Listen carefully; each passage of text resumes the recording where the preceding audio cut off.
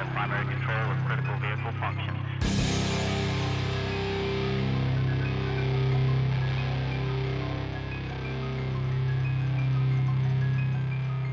Roger roll, Discovery.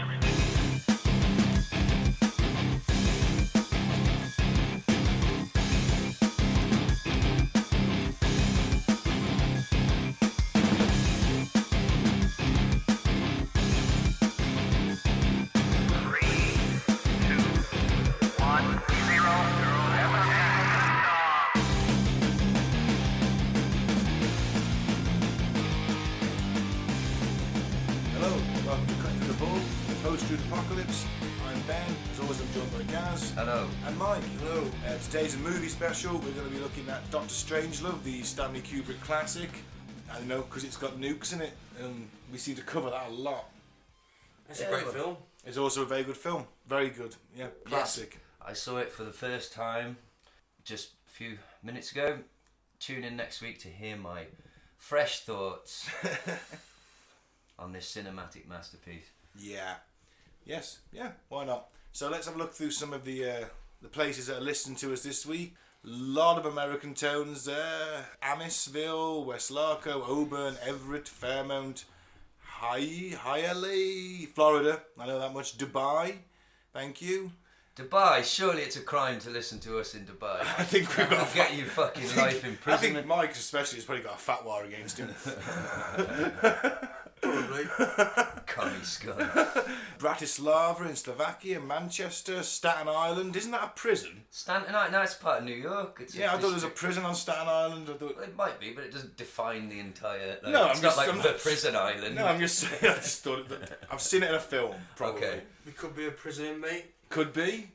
Actually, I doubt it in America. They're a bit more strict than we are. What happened to Epstein? They ain't that strict. Yeah, that's because they think Suicide Watch just means watch someone commit suicide. We were watching. Thetford Milnes in Canada, Chennai, India, Perth, Australia, San Antonio, Texas, Edinburgh, United Kingdom, Skopje, the former Republic of Macedonia. That's a new one. Yep. Hello. Thank you. Phoenix, Arizona, Islington, United Kingdom, Dublin, Ireland, Wilson, Australia, and new top 3. Is that Shaddy? Oh man, how do you say that? Schenectady, New York. Maybe. Thank you. Flint, Michigan, number 2. Benton, Arizona. I will one day remember all the names. Arkansas, close enough. Probably. I don't know. Got no knowledge of US geography. Thank you to all listeners. Thank you very much anyway, yeah. Much appreciated. Alright, let's do some weird news. Let's do it. Let's get the boys' views on this week's weird news.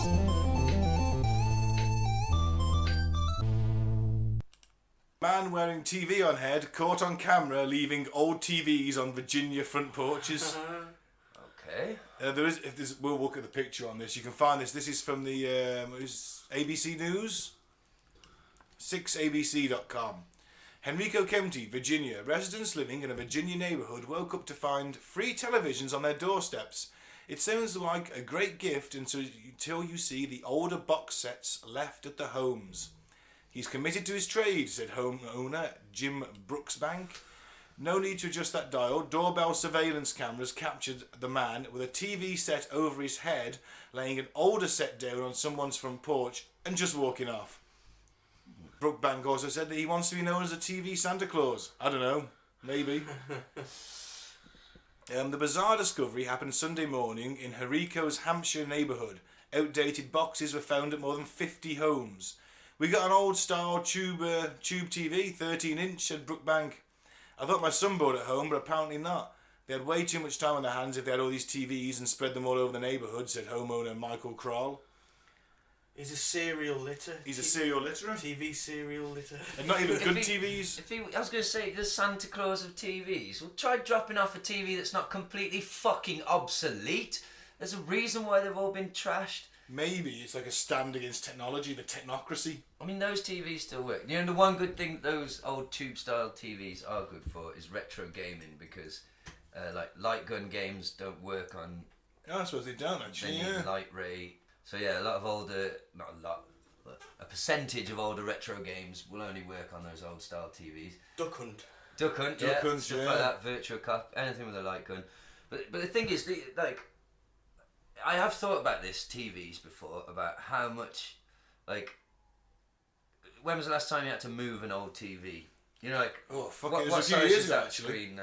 I don't know, about 10 years ago I did my back in, lifting Yeah. out the boot. We It was had massive. at it home was. this flat screen. It was a flat screen TV, but that's the only thing that was flat on it. Yeah, The back went out like giant 4 TV. foot. Yeah. And me and my friend Trig had to carry it upstairs because we got a new TV. We were like, oh, we won't throw it away just in case, you know, The new one breaks. the new one breaks. We'll keep it. And I swear to God, I've never sweat so much in my fucking life than carrying that TV up the stairs. There's a hole in the plaster there to this day where the back end went into the wall. Fucking monsters, weren't they? They were. It was fucking. It's a flat screen. Yeah. The fucking rest of it though. I've been thinking about this though, because how many people do you know that have yet to upgrade? Even the poorest. Oh, not many actually. Even the Yeah. poorest in society have a fairly modern TV, don't they? They do, yeah, Like, yeah. So where the fuck? That is many millions of old TV units, right? And I know they all just get, I don't know what, smashed up landfill, Yeah. recycled, Yeah. maybe bits of them, I don't know. But just the sheer size of them, how much space all the old TVs is taking up somewhere. You just like garage a lockup full of. Like, where are they all? Like tens of millions. Well, this bloke's obviously rescued them from the dump, stored them in a lockup, and then Do you taken them think- out at night in the back of a van. I've got a theory on this guy. I think he collected them all thinking it was a little business opportunity, realised that nobody or their dog wants a fucking obsolete technology, and was left with them, was like, well, I can't just dump them. You know, these are good TVs, they work, I'll gift aid them, the neighbourhood. But now every single person in that neighbourhood has got a giant heavy fucking TV to get rid of. This isn't a nice thing to do. He's TV carrying one on his Santa. head. Oh, Mike, take out a reader view. See if we got the picture to show Gaz, and you can look at this as well, viewer, on 6abc.news. He's literally got a TV on his fucking head. While he's doing it. Yeah. Well, that's sensible to protect his identity. It's also a He little is bit committing creepy, though, isn't it? I mean, Well, he is committing a crime. it's creepy. He's committed to his trade. Is Ooh. he a terrorist? Oh, Yeah, he is. He's got a there TV is on his head. Yes, that's incredibly creepy as it's at Yeah. the time. Yeah, that's creepy as shit. And he's wearing, is that a boiler suit? With a TV on his head? So to try and I explain, just think this man's mentally ill. to try and It's just a explain, prank, isn't it, I think? yeah, to try and paint an audio picture. This man has literally, so think of an old style box TV. He's obviously hollowed it out and has literally placed it over his head. Yeah. He looks like a Helmet weird ass style. cosmonaut. What's that Banksy drawing with the TV heads? You ever seen that? No. Maybe this is an art installation. Yeah. Why are the police taking away the TV? Oh, forensics. Here he is again. Gotta try We're and just catch watching him. a video. Nice you using correct lifting technique, though. Yeah, I Keeping think his back straight, bend his knees. Yeah, he's obviously done health and safety He training. certainly has. Mike, I think, has just hit the nail on the head there. I think this is an elaborate prank. Today's generation knew that this would make the news. Yeah, yeah. That one was a TV VHS combo as Wow. well. This could be an art piece. Could be. You Could know what be. I mean? This could be a comment on the state of ever-changing technology and the wastefulness and, you know. Oh, I've just thought, are all the old TVs being shipped to like third world? But they already had TVs, didn't they? Yeah. I want to know where, somebody listener help me, where have all the old TVs gone? Well, they got the skip. They've been destroyed by now. There's so many They're of in a them. landfill somewhere. Yeah, landfill, I imagine. It must They be a can't landfill recycled. the size of the Congo to Yeah. fill those giant old TVs in. Well, China are sending the recycled back now. They've had enough of it. They send up nearly all, us in America, send all our recyclables to China. They've had enough. They're swamped in it. Enough of your shit. Have your old TVs back. Well, Or he's just mentally ill and he's decided to take up on his hand to become TV man. TV Santa. Yeah. Like I said, there's several flaws in his plan. Hand There out is. good TVs. Well, yeah, we ain't got the money for that, has he? Well, he's shit at what he's doing, so he should just Indeed. stop. Yeah. I haven't got the money to be a high-rolling gambler, so I don't. That's true. He hasn't got the money to be TV Santa, so he needs a new Yeah. dream. Yeah, fair enough. Oh, I guess it was creepy. It certainly was weird. Yeah. Then Mike, you want the next one? Yeah, moving on. Man caught by police naked and clutching a toilet cistern after covering Aberdeen hotel bathroom in human waste amid tequila-fueled rampage. And who hasn't? Wow. Well, I've never done it in Aberdeen. Well, not Aberdeen, no, but... A man stripped off, dismantled the toilet and began ripping up the wall of an Aberdeen hotel bathroom in a tequila-fueled rampage, a court has heard. Lee Courtney was found by police in his room in City Hotel on the city's Bath Street, naked and clutching the lid of a toilet cistern on July the 20th. He appeared at Aberdeen Sheriff Court yesterday and pled guilty to the destruction of property. This bit's great. The 43-year-old who lives in Glasgow admitted he had very little memory of the events. Solicitor Lynn Bentley told the court her client, a self-employed contractor, had been drinking shots of tequila in a Mexican restaurant the hours beforehand to celebrate the completion of a contract. Can you imagine a Mexican restaurant in Scotland? I can. Unfortunately, I can. Sombreros and kilts. That's in my head, sombreros and kilts. We actually haven't got any Scottish Ole! Ole! We actually haven't got any Scottish listeners, so we can insult them, it's fine. Yeah. Don't do it. Sweaters. I've had great times in Scotland. I'm bad. Never been. I'm bad. Never been. Wouldn't know. Fiscal Depute Lynn Wow. McIver said the man's bathroom had been covered in vomit and other human matter. She added the cistern the accused had in his hand was missing from the toilet. The majority of the plasterboard above the toilet had been removed and was on the floor of the bathroom. Well, he's a contractor. He saw some shoddy workmanship. He decided to improve it while off his tits on tequila, and then he felt the need to have a lie down with the top of the toilet cistern, It was his clutching it like a fancy- newborn child in a comfort drunkenness. Yeah, but you could do that without ripping it off the fucking wall. Yeah, but he's on tequila.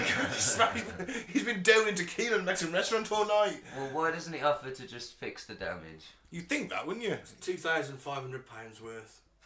Fuck me. That's impressive, though, isn't it? Fair play. That's an expensive night out. Yeah. He will be fined and returned to court for sentencing next month. Well, I hope he gets away with it. We've all done silly things on tequila. Is that him? I've never done that. He doesn't look like the hotel smashing type. He looks like a geography teacher. He does, doesn't he? Well, that's what I mean. We've all done silly things on tequila. It's always the quiet ones. It is. It's like a I wanna 40-year-old know- man with a receding haircut. But what Yeah. was the other human matter?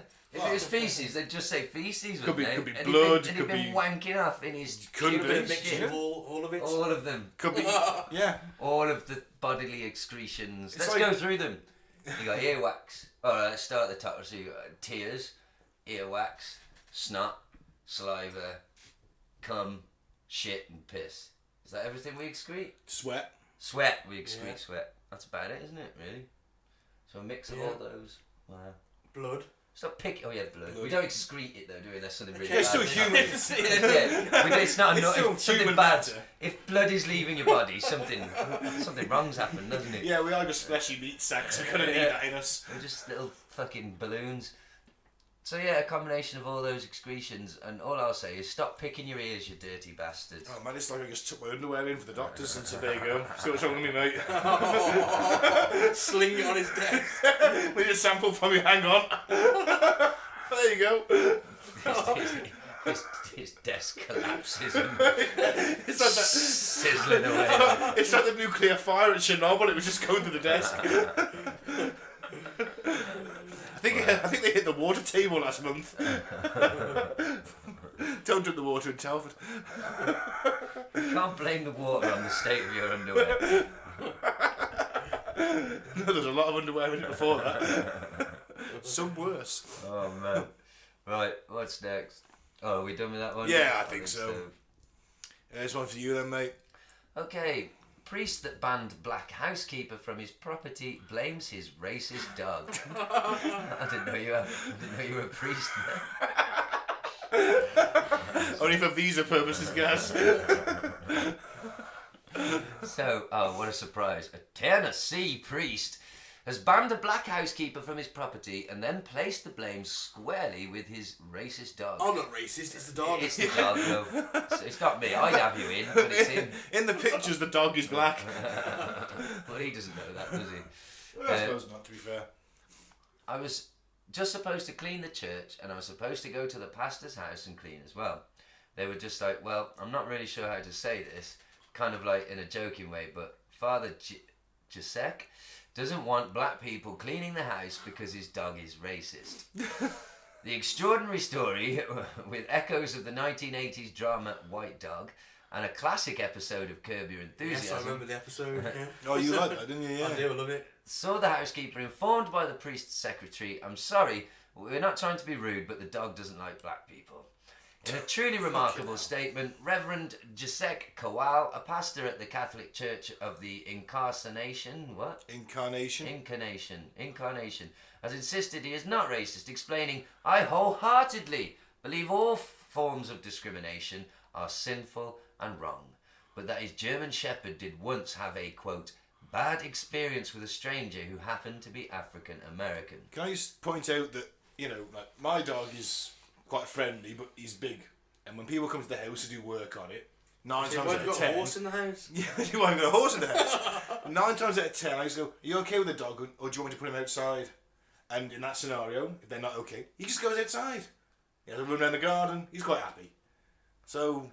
Trot around the garden. Yeah, he has a trot around the garden. Someone comes out and mounts him and rides him about a bit. He does a bit of dressage. He's quite fine. He's not a horse. He's not that big. Time for a walk. He's not that big. Leave Maximus alone. Right! Ride, Maximus, ride! You leave Maximus alone. To Tesco's, we need more pedigree chum! Hi-ho, Maximus! He doesn't have pedigree chum. Tick-clop, tick-clop. Oh, Some sorry. anal worms. What's it Anal was? worms. Hey. Anyway, you should put the dog outside. Let her clean the house, put the dog outside. I think this is the lady doth protest too much scenario. I think he's projecting onto the dog. So do I. When he says my dog had a bad experience with a stranger who happened to be African American, what he means is I had a bad experience with a stranger who happened to be African American, so don't let them in my house. Well, you just say that as a Catholic, he's against all discrimination, unless you're not a Catholic. I was going to say, yeah, that's not true, is it? Well, I would also say that if all discrimination is sinful and wrong, then your dog is sinful and wrong, and is having a sinful and wrong dog in the house not an ungodly thing to do for a man of the cloth. So would it not be easier for you, instead of making headlines about your racist dog, just kill the dog? No, don't kill the dog. In some sort of religious sacrifice. Now the Christians don't to do appease that. his sins. I don't know, just give it away then. Well, what they need to do is just like Get a baptise the dog again. Get a non-sinful dog. I'm pretty sure my mum's dog's not sinful. And the worst thing he's ever done is like pissed on something. Well, no, you just baptise the dog and give some counselling, try and get him out of his racist ways. Yeah, he's a dog, innit? So there's no... There's a dog whisperer guy. You can't teach an old dog new philosophical can. outlook. You can't teach an old dog She gets stuck in new... their ways, it's true, yeah. You cannot teach an old dog new religious ideology and dogma. If anyone could talk him round, it should be a priest. No, I think the priest has to admit that he is being contaminated by living with the sinful dog, and the priest is now sinful, and he should quit handing his priest papers. Take his collar to the bishop and throw it on the desk. Yeah. You've had the last day preaching out of me. No, he has to drive to a bridge and throw it off the bridge into the river. I'm done with you, God! Doesn't he have to go and take his badge and gun into the bishop? He has to take in his badge and his pedo porn. Hand it over. Not all of it. Yes, all of it. No. Well, you can, but what you got to understand is that like, if normal people have that stuff, they're getting a lot of trouble. So if you're leaving the priesthood, you got to let go of it. No protection now. Yeah, no perks when you leave. Oh well, fuck him and his racist dog. Yeah, twat.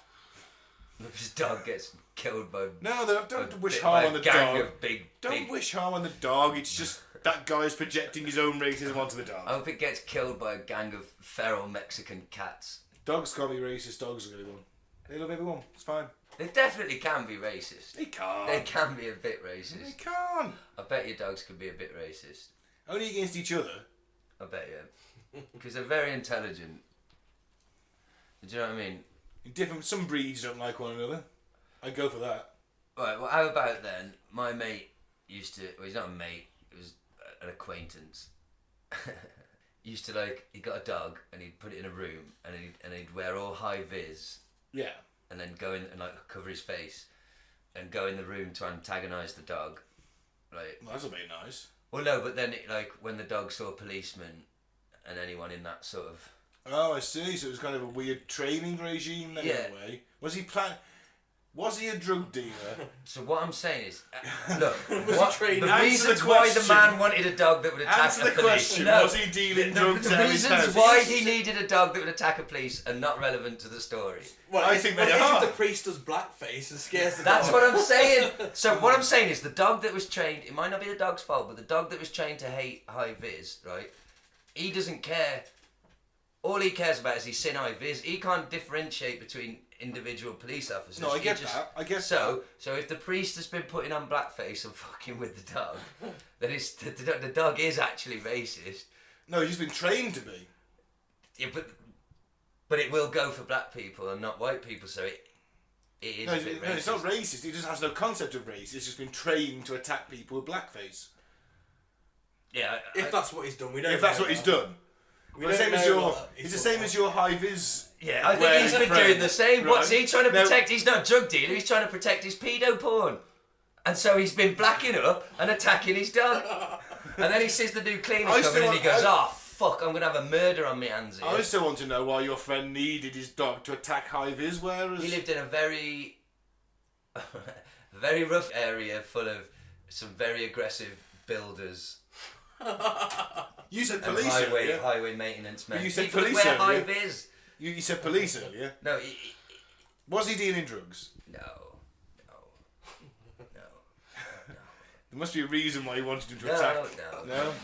no, officer, no, Okay. no. I don't know his first name. No, I knew him simply as Speedy Mick.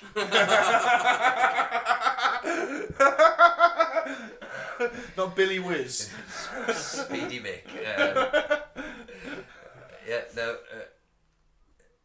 What? I didn't attack anybody. My dog's not racist. Why am I on the spot? See, I think that's quite irresponsible of a dog owner, getting your dog to attack a policeman, because that pretty much ensures the dog's going to be put to sleep. Yeah, it's Yeah, really yeah, but the man obviously didn't care about the dog, did he? He didn't have the dog for it to be a bond. He had the dog as a tool, didn't he? Yeah. To protect. Well, I hope he got. I hope he got arrested, Gaz, and I hope he went to jail for a long time. Well, He's not watching, is he? I don't know where Speedy Mick is these days. But I imagine wherever he is and whatever he's doing it quickly and sweatily. Very sweatily. Here's to you, Mick. But not your pet handling skills, you twat. Hey, unless the police come round, then he's a fucking genius, isn't he? When there's like two like savaged policemen in the doorway. And No, you because just... then got to look at the police when he didn't go to work that day, wanted to be savage, did he? Look, while the dog's just doing that to somebody's leg, you're off over the fence, aren't you? And halfway down the fucking alley. The dog's Helicopters done his overhead, job. mate, thermal cameras, that's it. No. Let's move on from Speedy Mick. Yeah.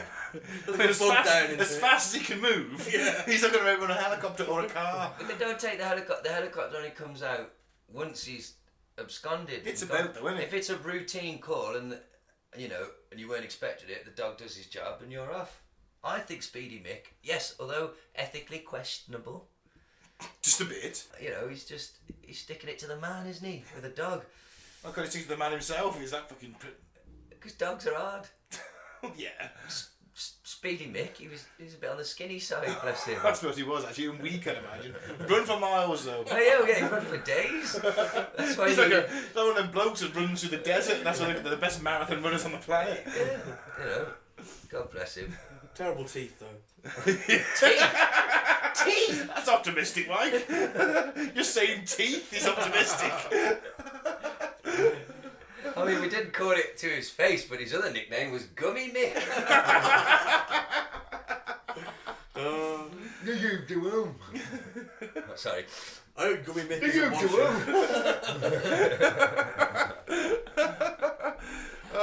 Should we call that one a day then? That concludes the news for this that week. concludes weird news. Okay, and we're back. So let's talk about Dr. Strangelove, or How I Learned to Stop Worrying and Love the Bomb. 1964 and directed by Stanley Kubrick. Same guy that did the moon landing. And many other classics. Starring Peter Sellers, who plays 3 roles. Right. You spot him? I did. Who Captain Mandrake, the President, and Dr. Strangelove himself. Yep.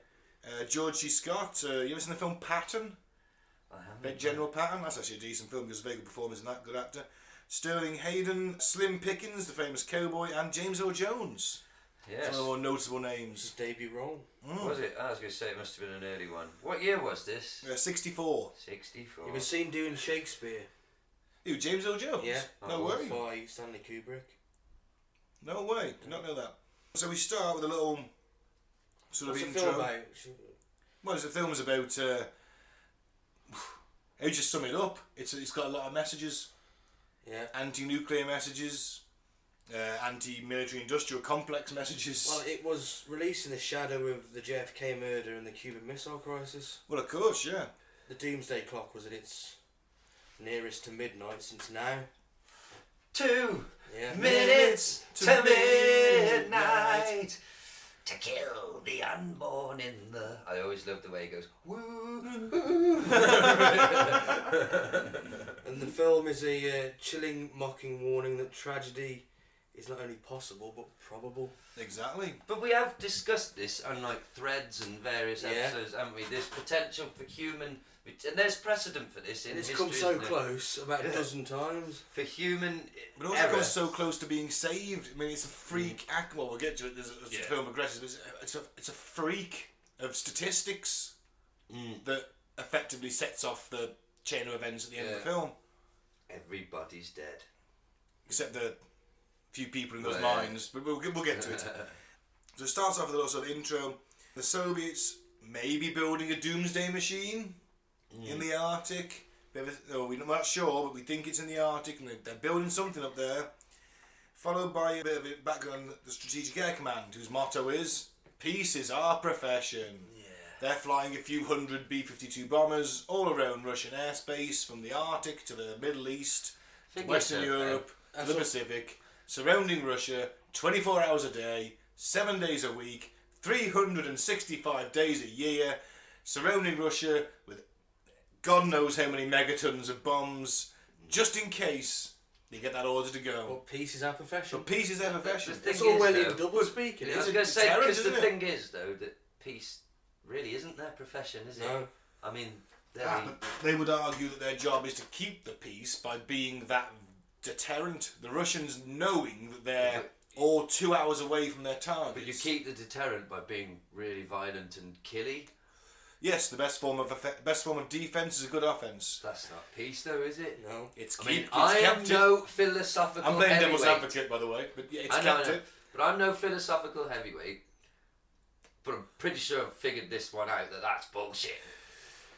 Peace is Well, our profession. we maintain our strength in order to protect our peace. But if we don't have a war for 5 years, we're going to fucking start one for bullshit reasons. That's because it's good for industry, Gaz. Exactly, it's a peace. Everyone isn't it? profits, Fucking Gaz. profession. Everyone profits. Ah, I'm doing There's it. no profit in peace. No. Well, gotta fight some more. Well, you can sell a lot of fucking. There's only so many daisies that you can sell, though. Do you know what I mean? To Yes. stick in the barrels of guns. Yeah. Yes, we have a death economy. What am I? Death economy. It is a death economy. Isn't it? God, Oh, Mike's gonna rant. Well, over 50% of fucking tax revenue goes to the Pentagon. If that isn't a death economy, I don't know what the fuck is. No. A death economy is actually like sending out a bloke called Death to kill people and funding him. Well, they do, but they're just called Dave and Fred. And Billy Joe. Yeah. Well, It's a shitter, isn't it? What can you do though, eh? Them's the rules. drink a beer. Drink a beer. Smoke a doob. Yeah. Fire up the PlayStation. Not get sent to war. Yeah. It's all good, baby. The film starts with General Jack D. Ripper, in my opinion, one of the finest named characters of all time. You know who he's named after? Jack the Ripper. Jack the Ripper, obviously. And Group Captain Mandrake. Now, starts on the phone, and Jack the Ripper is like, well, look, the base is going to be sealed off. Collect all the radios. We're in a shooting match with the Ruskies. Apologies for the use of Ruskies and commies in this episode. If you're of that persuasion, you don't want to be insulted. Seal the base. Collect all the radios, which is a sensible idea. I like it. Yeah. Protection. We're in a shooting war, and I've unleashed the B-52s under my command, all carrying 50 megatons each. They're all 2 hours on their target. I've unleashed Wing Attack Plan R. Head to your targets on my authorization, because Wing Attack Plan R is there. So let's say the Russians get a sneak attack in, and the president and all his joint chiefs get taken out.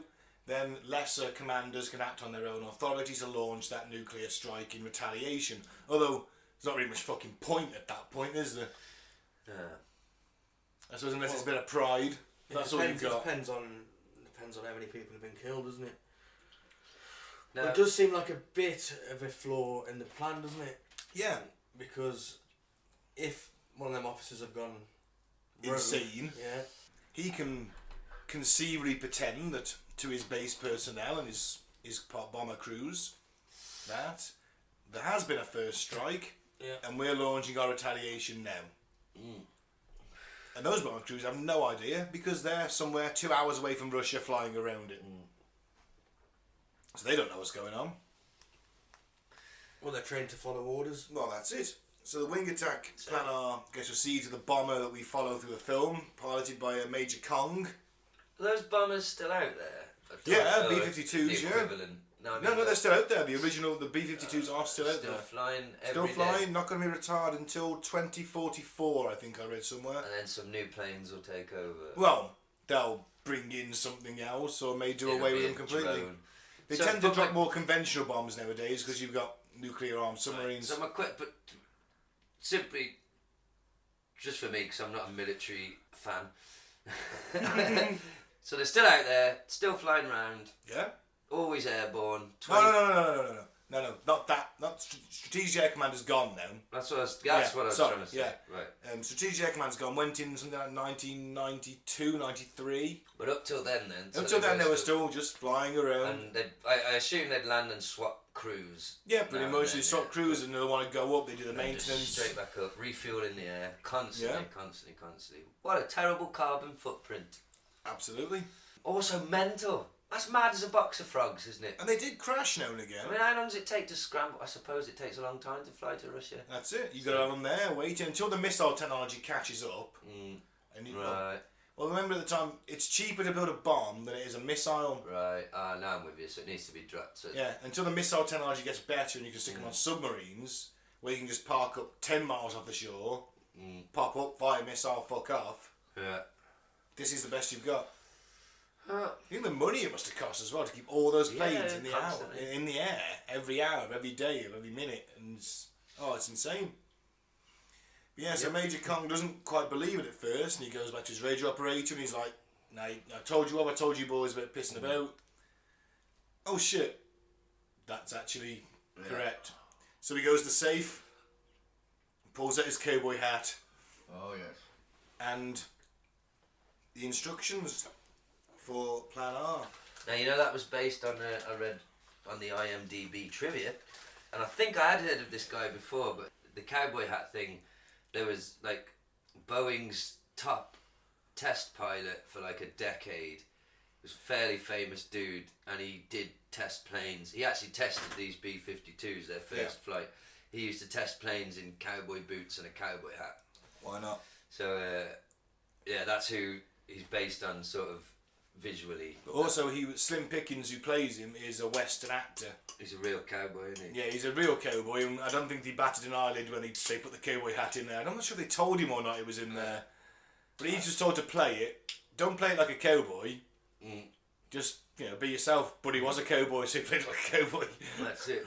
I just love the idea of some dude. Test pilot's one of the most dangerous jobs, isn't it? And I just love the idea of some guy called Tex or whatever who's just like, "What you got for me today?" And it's some mad jet. And he's like, "Yeah, fuck it, I'll do it." But he must go up there in some sort of flight helmet, and then once he's up there, and not dead. You know, like now it's time for the. I suppose it depends on what altitude he's flying at, doesn't it? Still pretty awesome. Maybe he's just forgoing a helmet. Yeah. And I love the quote. It's nuclear conflict toe to toe with the Ruskies. Oh yeah, and he wants it, and that tune kicks in, doesn't it? The Johnny go marching home again. yeah. Johnny come marching home again. It's an old Irish anti-war song. Wasn't it a sort of like with a lot of folk melodies? I only know this from being a sort of Bob Dylan-ish fan. Is that like the thing with folk music and the melody gets passed on and on and on and on. Yeah. And people reuse the same melody and just add their own lyrics to it. Well, this is it, so everyone knows a tune. Yeah, then. that's It was used in the American Civil War. That's what I was well. about to say. Yeah, that's the folk tradition. So it started off as an Irish thing, became part of the American Civil War, and now if you hear that, you think America, don't you? Yeah. Because I was even thinking during the film, for the listener, we've literally just watched the movie. I've never seen it before, and now we've started recording. When that tune kicks in, I'm British. I would have fucking saluted the Stars and Stripes when I hear that fucking song. I'll go out and die for America. And fucking play me that song. Ah, fuck yeah! So you're willing to drop a thermonuclear device on a couple of million people because that If song there's was a playing. band playing,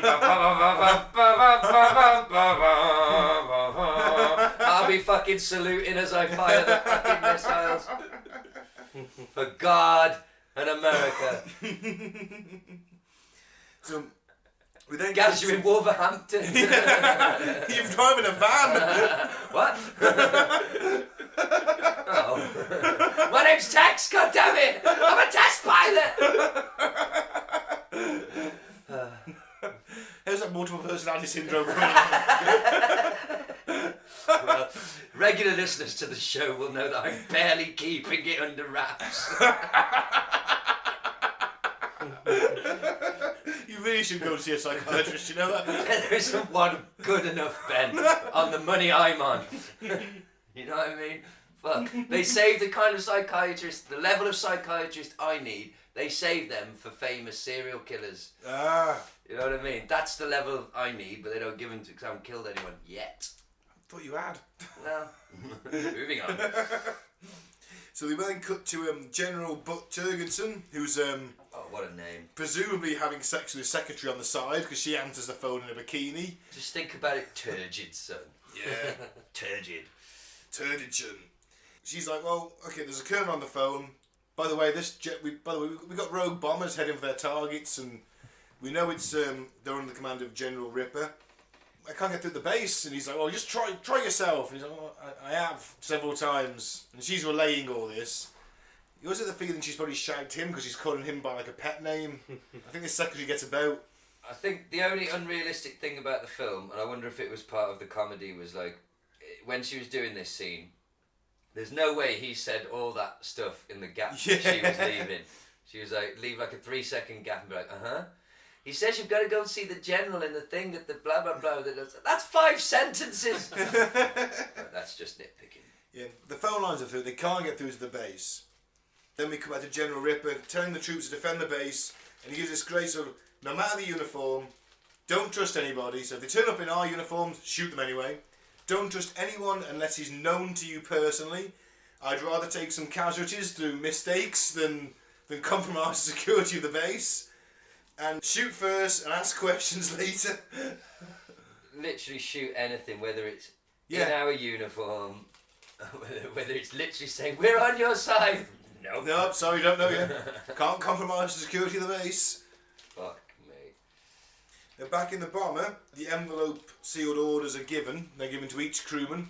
And inside they've got a little rescue kit, they've got a little kit, they've got a pistol, they've got gold, they've got I rubles. was going to ask you about that. Is that accurate, do you know? Is that like, Yeah, even up to the First Gulf War, they would give pilots and special forces behind enemy lines about 100, I don't know what the current, I don't know how they worked it out, 100 gold sovereigns I think it was, Right. because they could bribe their way out of any trouble. Okay. Did they Yeah, also makes include sense. the prophylactics lipstick? Yes, The because you nylon can tights. bribe, yeah, because if women take you in, you can bribe them. With condoms? Well, you can use the condoms. You can use the condoms, bribe them with the nylons, Mike. Expensive lipsticks. To be fair, Give them the expensive lipsticks. to be fair, Give them the nylons, then give them use the the condoms. condoms. Yeah, there you go. have you ever been makeup shopping, not for yourself, with a woman while she is makeup shopping? You would be mortified at the price of fucking makeup. It's disgusting. It's fairly valuable shit, man. So yeah, I don't know. 3 like top end lipsticks. Yeah, you could maybe persuade a woman in a third world kind of. And nylon stockings, Gaz. You hear of Chanel? Yeah. Yeah, look at this. $200 lipstick. Ooh. Yes. Hide me from the Reds. Hide me from the Russian army. I'll give you these condoms later. And maybe just touch it a little. I've been through a lot. Remember, you've got a My fucking combination. plane came down. You've got a combination Russian phrasebook and Bible in miniature. Yeah, That's one of the things they mentioned. 7 packs of chewing gum. I wouldn't need the phrase book, they'd all understand me because you just do the accent and then all of a sudden everyone speaks pidgin English. That's how it works, isn't it? Yeah. But anyway, with Plan R, Wing Attack Plan R, they can't be recalled unless a specific code is sent before the recall code. And there's 17,000 permutations on that. Their target with their 30 megaton bomb is an ICBM base, and that's where they're heading. However, Mandrake, after collecting all the radios, turns one on and realises they're still playing dance music. Well, they're not going to be playing dance music in the event of a nuclear war. No one's going to be playing anything. Are they? Nope. I see. Apart from, it's all fucking real! It's happened! Some crazy guy screaming down the microphone at you that you're all going to die. Stay indoors. Do not attempt to visit your local Walmart or whatever. That's what it would be, wouldn't it? Just play the end by the doors. Can you imagine the one in Britain? Our British one. Well, we saw a bit of it in Threads, wouldn't it? But it'll be that lovely Radio 4 BBC voice telling you to please stay indoors and block all windows. Do not visit your local supermarkets as there is no food. Ration trucks will be with you shortly. And if Granny's outside, she's dead already. Do not bring in Cover the the pets. body. Oh yeah, that was it. In Threads, it literally told them how to cover the body. Yeah. And it was literally like, after 3 days, you will need to blah blah blah. Like, fuck. That's what it'll be over here. Wrap the body in bin bags, dump it outside, leave a sign on them so they can bury it properly. We'll all be calm though. As long as Radio 4 is still broadcasting, everything will be fine. Please try not to breathe in the current atmosphere, as it's very harmful to your lungs. And the rest of you. Mary from Whiteshead says, and some homemade apocalypse recipe. Yeah. Everything's Bean gonna and be potato fine. pie. Yeah. 3 quarts of the blood of a mutated rat. You know, in the Second World War, the British government stockpiled millions of cigarettes. Hundreds of millions of cigarettes. Because if we were invaded, they were seen as a key component of morale. And there was enough cigarettes to give everyone 10 a day for so many months. Imagine trying to convince us to overthrow Everybody in the country, 10 cigarettes a day. But 80% of the country smoked back then. That's true. That's what I'm saying. We've got to, overthrow our And they captors. do. I haven't had a fag for 6 days.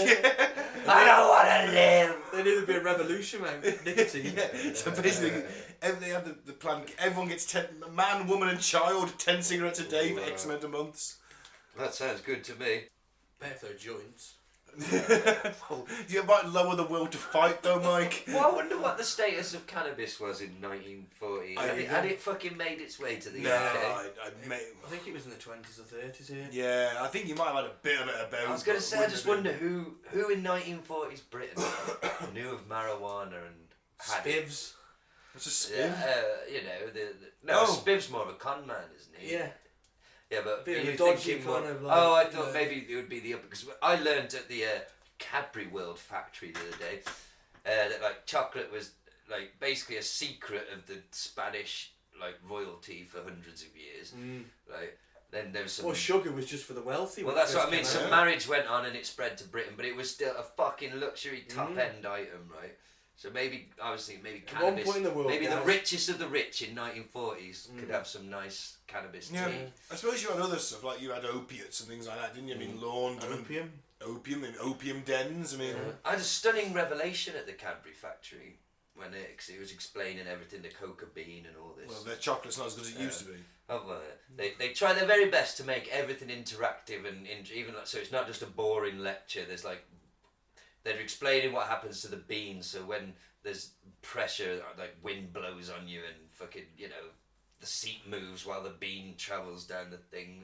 Like a 3D tour. Yeah, but essentially Was there any Oompa Loompas? I was like almost. I was like the owner, the coca bean.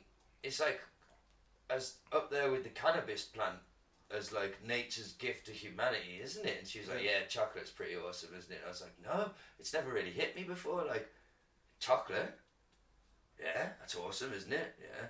Coffee, that's pretty awesome, isn't it? Yeah. Fucking cocaine! All from one little fucking bean. That's like the magic bean, isn't it? Isn't that the bean that Jack in the fucking beanstalk is on about? That's a pretty impressive little fucking bean, isn't it? And all three of those things make you go, woo! Is the beanstalk just a metaphor for how high Jack got when he was seeing giants? Because he had 12 cups of coffee and a line of fucking coke. Yeah. Woo! I'm seeing giants, baby. I'm cleaning up. The beanstalk is a metaphor for how high he was. In reality, he beat up a tall bloke and nicked his wallet.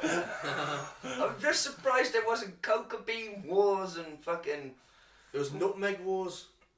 Wasn't there sugar wars as well or something? Yeah. But... Well, at one point, nutmeg was the most expensive thing on the planet. Yeah. Went to wars over it. Yeah. So that's why we took over the West Indies then. No, tea wars. Dutch East Indies had it, didn't they? Yeah, well, we got it after. It was only growing on We had the one West island or Indies, something. Mike. We got it. I'm sure you could only find nutmeg on like 1 or 2 islands in the East Indies. Well, we gave those Dutch a damn good thrashing and took it off them, probably. Oh, Lord. Those Dutchies. You sounded like Rimmer then. He does a lot, if you don't notice. I'm not We really. gave those Dutchies a damn good slapping. You are Rimmer. Just having this game of Risk I had the other day. Thing is, you love risk. Don't you? I have He a board threw game. 2 3s and a 6. And then I threw... I don't own the board game. Okay. And you're an abject coward, like Rimmer. I'm not an abject coward in the slightest. That was funny though. I'm To be a fair, great British hero. To be fair, when I drunkenly tried to attack the man who I drunkenly thought was being weird with my girlfriend... He was being weird with your girlfriend. Oh, that's alright then, I'm justified. Ben was right there. He was. You know, Saved your life that night. stood behind me right there. Saved your life. I'm joking. I would have been with you if you went running. I ain't doing running for no Fuck it. Mike is not a have-a-go hero if it involves running. So if you do get mugged and Mike is near you... I love and respect you, Gaz, but fuck that. That's exercise. If only you weren't the other side of the street, I'd come and help you not die. Oh, he's jumping on your head now. Ooh. That looks sore. You'll be alright. Remember, I love you. I would have walked over to you. Got there eventually. Put some pressure on the wounds for me. I would have spooned you while you left this world. That's all a man can ask for. Being Thanks, mate. spooned by a hairy ginger man. It's better than nobody. It's better than dying alone, stabbed on a street. Like, why did I start on the drunk man? I could have just gone home. I must admit, you are evaluating your life choices at that moment, aren't you? Definitely in this day and age. No, it's also getting older. Like in my 20s, just going. And then tomorrow, the next day, think like, I really could have died last night. The older you get, you're more just like, that's going to hurt for weeks. I might need spinal realignment. No. Anyway, what the fuck are we on about? The film. Oh yeah. So yeah, man wakes up the radio. He shows it to General Ripper. He's like, look, they're not, obviously, you know, you've made a mistake. They're still playing dance music. This is some kind of test. Recall the wing. And he's like, nope. I sent them. because the Russians are poisoning our purity of essence. Ooh. A POS. And then shows Mandrake a gun. And Sorry, says, POE. yeah, POS, POE. Yeah. Oh yeah, purity of spirit, purity of essence. Yeah, because he's got this commie infiltration, indoctrination, and subserviceness, subserviceness. Is that accurate? Would there be a British RAF dude on the base? Yeah, might be an exchange program going on. You we learn off you, you learn off us. Yeah. See how things are done. What can we do to streamline I things? suppose we are allies, aren't we? That's it. The main thing is the poisoning of our precious bodily fluids. Oh. So we cut to the president, and he's informed the bombers are only 25 minutes from Russian radar cover in the war room. The war room, the beautiful looking war room. Yeah. Did I tell the story? Did I tell that off air where Reagan? I can't remember. Yeah, neither can Tell I. it again, just in Yeah. case. Well, basically, when Reagan took president, he was a huge fan of this film, and he said, "All right, you show me the White House. Where's the war room?" And I'm like, well, there isn't one, so he had one built. Good on him. I'd want a war room if I was president. So would I. to be fair. Even if I didn't have war, I'd just go and hang out in there. Yeah, smoke a doob, Yeah. enjoy yourself. We've got all them big screens around you. We're in the war Surround room. sound, Fucking like ace. 15, well, fucking hell, 100-foot screens on each wall. Yeah, man. And do you know that the tablecloth was green? Alright. Like a Because poker. Yes, because he wanted the actors to feel like they're playing a game of poker over the world. Ah, Fate. I like it. Yeah. Obviously we can't see that, it's in black and white, but Yeah, yeah. I like that. Turgeson gives a great quote, and he's like, well, until we can, the facts are in, sir, we're going to say that General Ripper's exceeded his authority. Well, no shit, Sherlock. He's got a folder in front of him as well, which I picked up on the film. I've never noticed before. It's world targets in megadeaths. Megadeaths. I mean, wow. Is that where the band got the name? Probably. Ah. Could be. So the president's like, well, alright, we'll just issue the recall codes on now, because Plan R means that it's the wing commanders and authority, and we can't get hold of General Ripper. He got a message from him, and he said, well, what you got to do now to stop these Russians poisoning our essence is launch a full-on nuclear war. I've given you the best head start with 1,400 megatons. Oh, good. The president says, well, alright, let's issue the recall code. He goes, well, we can't. There's actually 17,576 possible combinations. It's only 2.5 days to transmit, and the bombers are only 25 minutes, or less than 25 minutes away from breaching Russian radar cover. So we're fucked. It's brown So we're pants fucked. time. It's brown trousers time. It certainly is. Absolutely. At that point, the president's alright, well, what army units have we got? Turns out, 23rd Airborne Division is stationed near the base. But then General Turgeson gives an impassioned plea about why the attack should continue, and we should also send in everything else we've got. Yeah. Because, hey, we're going to catch them with their pants down. We'll take out 90% of their missiles. We'll have moderate to acceptable civilian casualties of around 10 to 20 million, but no more than 20 million. I guarantee you no more than 20. No more than 20. No more than 20 million casualties. Fine. That's moderate to acceptable. Psychopath. Thing It was is, based on a real general, wasn't it? Yeah, I read they in got the it. tribute. Somebody. Probably that one that wanted to nuke China. It was Who was somebody. that then? oh, it was that was Admiral. Oh man, charged the Korean War, wasn't he? Nimitz? Was it? I don't know. Come What on. did he call? No. Oh man, MacArthur. Yeah, that's it. MacArthur wanted to nuke China. Well, he didn't want to nuke China. He wanted to nuke the Chinese columns of troops. He wanted to use battlefield nuclear weapons. Yeah. Oh, they sound nice. Yeah, if you look up with your bunch of Chinese mates with you, and you know that thing, that plane drop's getting fucking bigger, isn't it? Oh shit! My skin is hanging off. Well, he's incinerated. Your face is melting. So the president has invited the Russian ambassador down. He was kicked up a bit of a stink about the hors d'oeuvres straight away, the buffet they've got going on. And then President General Turgeson says, you can't invite the Russian ambassador down here, he'll see the big board. Exactly. It's got all our plans on. So basically the president gets in there to call the Russian premier, Dmitry Kisov. We can only assume that he's in a brothel. Because he's drunk, there's loud music playing, and He's having a good time, isn't he? He's having a whale of a time. Yeah. Turgerson then tries to restrain the Russian ambassador. He thinks he's taking pictures of the big board. And the president, one of my favourite lines in this film, "Gentlemen, you can't fight in here. This is the war room." I think that's the best line in the film, to be fair. Oh, man. I think that actually might be one of the best lines in any film, in all fairness. You can't fight in here. You can't fight in here. This is the war room.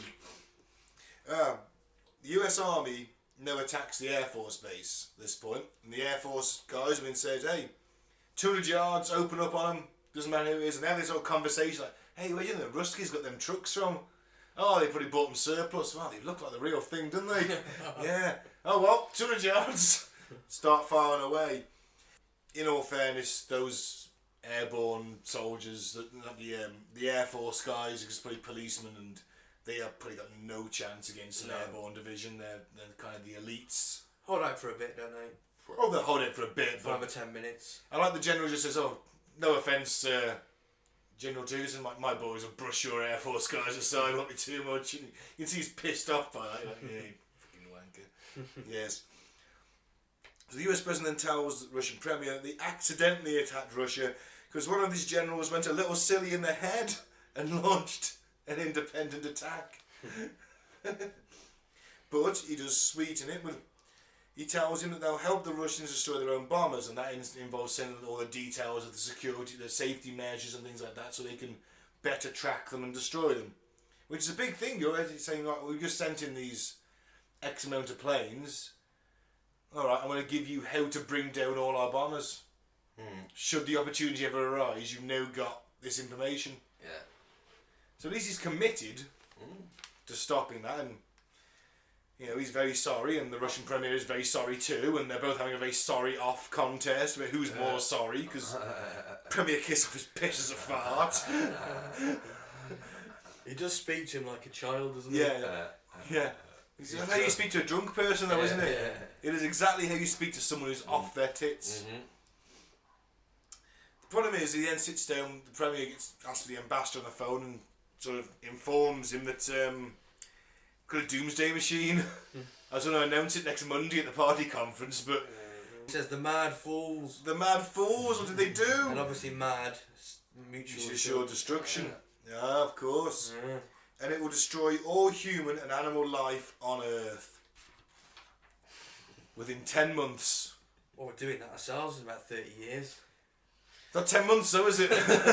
No. That way's quicker. That way is a lot quicker. I don't like my channel. I don't like it. Why would you even... I mean, yes, it's the ultimate deterrent. But at the same time, well, what about the people stuck outside? I mean, we're alright. But then again, they don't think that, do they? No. This is why my if I was in charge, it'd be a glorious utopia. You'd all have a bomb shelter. They do in Switzerland. They do. Yeah. I read that in the thingy as well. And we've talked about it before, but it's still a thing apparently to this day. New building needs... So do they know something we don't? Or are they just very pessimistic? Well, they've got a citizen army. So the more your citizens survive that initial nuclear onslaught, the more guys you've got left to fight back. And plus the US reasoning for it was A, it's too expensive. And B, it kind of nullifies the mad thing. Yeah, I didn't realise that until I literally... Because if you can hide all your people underground, then there's no mutual sort of destruction. You're safe. Yeah, there's no point in having nuclear weapons. You can attack first. You can attack first. And so that's why they don't do it. Apparently. I suppose you don't extend to money. They don't give a shit. But they've got their bunkers. It's like the Prime Minister and the Cabinet, they'll have their bunker. In the Pindar bunker. But some of these bunkers, apparently, Mike, can hold millions of people, and they're already down there living whole societies. Well, just saying. I don't know if it's true. Lizards. Hollow Earth. Yeah. Maybe we tap into the Hollow Earth. Not even Hollow Earth. Just apparently, like someone very long time ago, the Rockefellers, someone like that, somebody very high up in that chain wanted to build literal ones big enough to literally hold millions of people. Bunkers to hold millions of people. Whether or not that ever happened, who knows? Well, because they probably know something that we don't. There's no bunkers near us. I can tell you that much. Well, we won't be in any. Nobody's going to let me in their bunker, aren't they? What skills do you have? Professional driver. Not going to need one of them down here. Anything else? Ooh. Skills. When you say skills, well, what do we mean skills? I mean, if you're ever a bit upset, I'm a good shoulder to cry on. You're a poet. Yeah. Oh yeah, we need loads of them in the post-nuclear war. entertainment. You People. need entertainment down here. I can Yeah. write you a poem, sing you a song, not in tune. I'm a writer. I've got stuff. Yeah. We won't need any of that. Published. We won't need writing. No, we will. We'll need to chronicle the days down there and that. And, For what? and I can write plays and things. Oh, we need the history of the underground recording. That paper will be used for ass wiping. But Mike, you're not a historian, you're a writer, so Yeah, I'm a writer. Yeah, so they'll need entertainment again. Hey, I'll write letting plays. us in I'll the write bunker. plays. I've got military experience. I'm a forklift operator and lower management type. I might get in. Fuck, you got no fucking I got more chance. chance than you. No way. I got more chance than the pair of you. No way. Military experience, forklift Let's operator. qualify that's a skill. military experience, because Ben would like you to, when he says military experience. 10 years in the reserves. he's- It's not the same thing as 10 years service. No, but I follow orders well. You're not a fucking super soldier can with delegate. a purple cross and like a fucking 10 years military service. Forklift operator, that's a skill. I spent Why one the day fuck would at they the afford cadets it? training. Someone's got to move centre. around pallets of food, Gaz.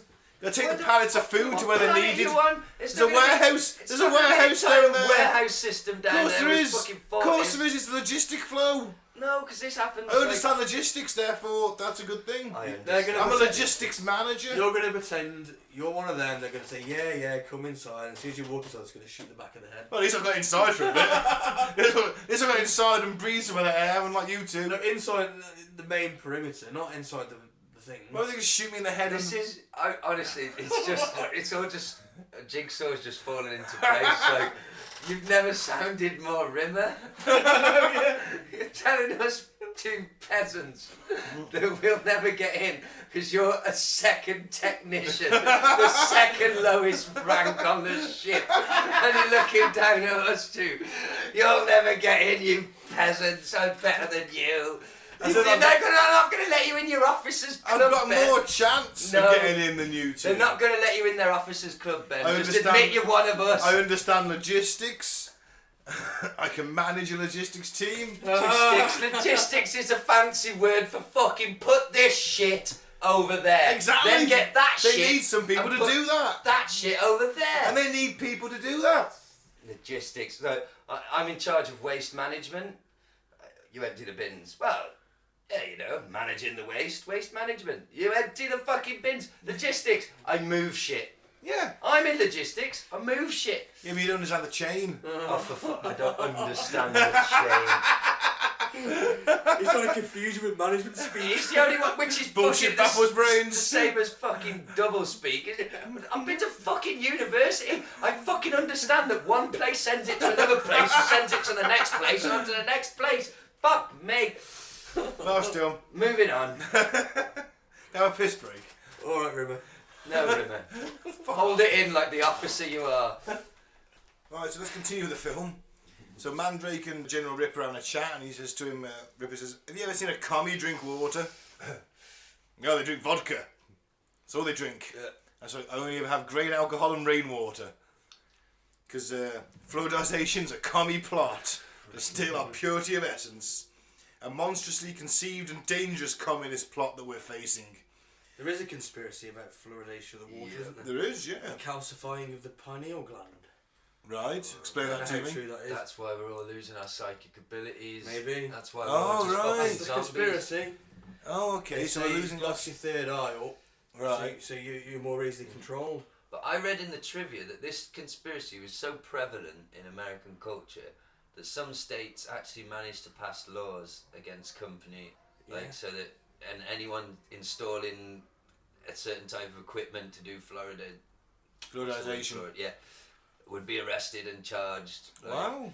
it was a very prevalent, and it's still out there today. Yeah. Alex still fucking peddles Yeah, he this does, one. yeah. I've got no idea the legitimacy of it. I've not looked into. We've been doing this for years, haven't we? Since Do we the do 80s. it over here too? Yeah, Yeah, yeah. we do it. Only about 13%, something like that. Yeah, Not a very high number. I think America's more like 70%.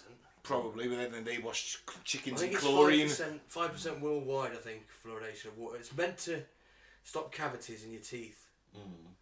but looking on the Wikipedia page, there's a lot for and a lot against it. There's a bit of a mixed response. So Yeah. What does the scientific community say, Mike? It turned the freaking frogs gay! Oh no, sorry, that was what Alex I said. think there is genuinely a mixed response whether it actually has any health benefits. All right. It's Well, really judging by the- fucked either judging way, by isn't the it? state- The government decided at some point, Yeah. you know what we're going to do?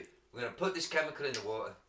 Yeah. We're not going to ask you. We're just going to put this chemical in the water because we think it might help. It might give you this health benefit. Have you done any testing? And it happens to be a studying? waste product of industrial process. Well, did they do any Oh, long-term fucking hell. research into what would be the effects of drinking this for a 50-year period? No? We'll find out as we go. Yeah. It's still pretty fucked. And judging by the state of the teeth of people on the Jeremy Kyle show, I'd imagine it hasn't worked at fucking all, has it?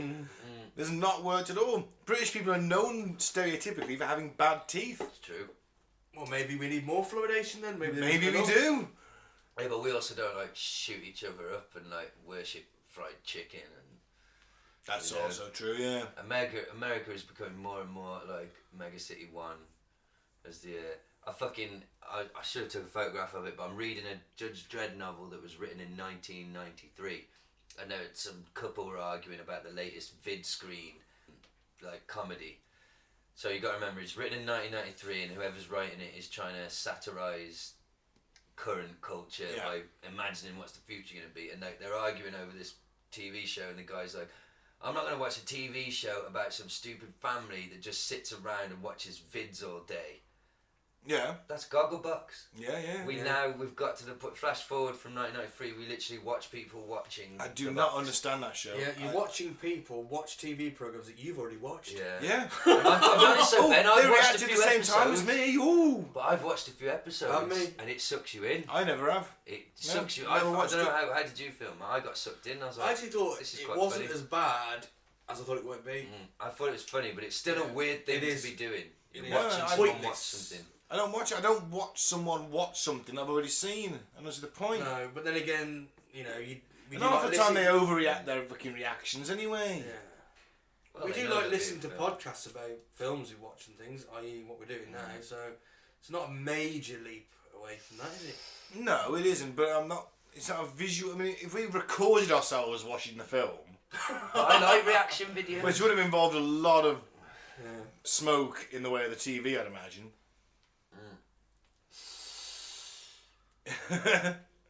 Excuse me.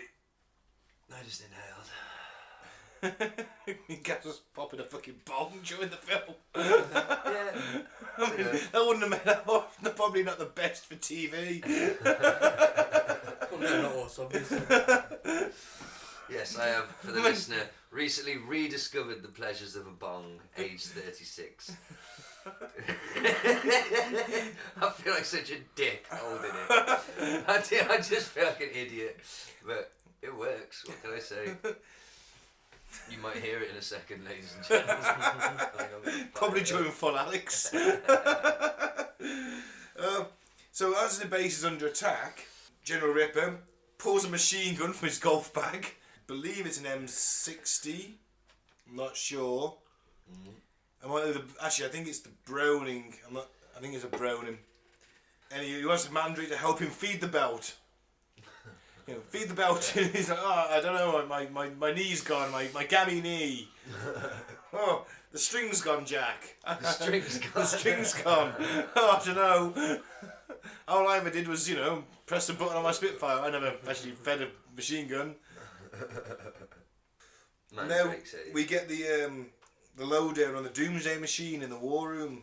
It's powered by Cabal Thorium G, which is a 93 years half-life. All life on Earth will be dead in 10 months. It activates automatically. It can't be deactivated. And the Russians built it because they can't afford the space race, the arms race, or the peace race. The piece. They can't afford it. Exactly. So they said, you know what? Let's build this. It's the ultimate deterrent. Yeah. Because And the US General's like, well, there's a doomsday gap. Doomsday gap. Doomsday gap. The doomsday, and that goes refers to the missile gap. Yeah. We've got more than them. There's a missile gap, or they've got more than us. There's a missile gap. We need to have the same or more. That's it. the Americans always had more. Yeah, they have done. Yeah. Even though they always claimed that the Russians did. Obviously, so they could get more. That's how Yeah. you sell the war. That's it. So the military-industrial complex is funded. I mean, those things are like, Remember the Saturn V that took men to the moon? Mm-hmm. Right? Now, why was that technology developed? To kill people. with More rockets. efficient intercontinental ballistic missiles. Hey, we can get rockets to the moon, we can get to you, pal. Yeah. There you go. Dr. Strangelove then enters. He's in a wheelchair, he's got one black glove, he's got wandering hand syndrome. He's a little bit crazy. Yeah, it's a real thing, that is. It's called agonistic apraxia. Really? Alien hand syndrome. Wow. It's caused by the damage to the corpus callosum, nerve fibres that connects the brain's two hemispheres. Interesting. Fucking hell. And if you're used to be a Nazi before you got the injury, Then it makes you do all sorts of shit, doesn't it? that's fucking ace. That's a Peter nod to- Sellers is, in all fairness, a comedy genius. I mean, Oh, he's fucking brilliant. yeah, Yeah. it's How many characters did he play in that? 3. Yeah. 3. Kubrick said, well, he was paid $1 million for that, which was 55% of the budget. Wow. But Kubrick quipped he got 3 for the price of 6.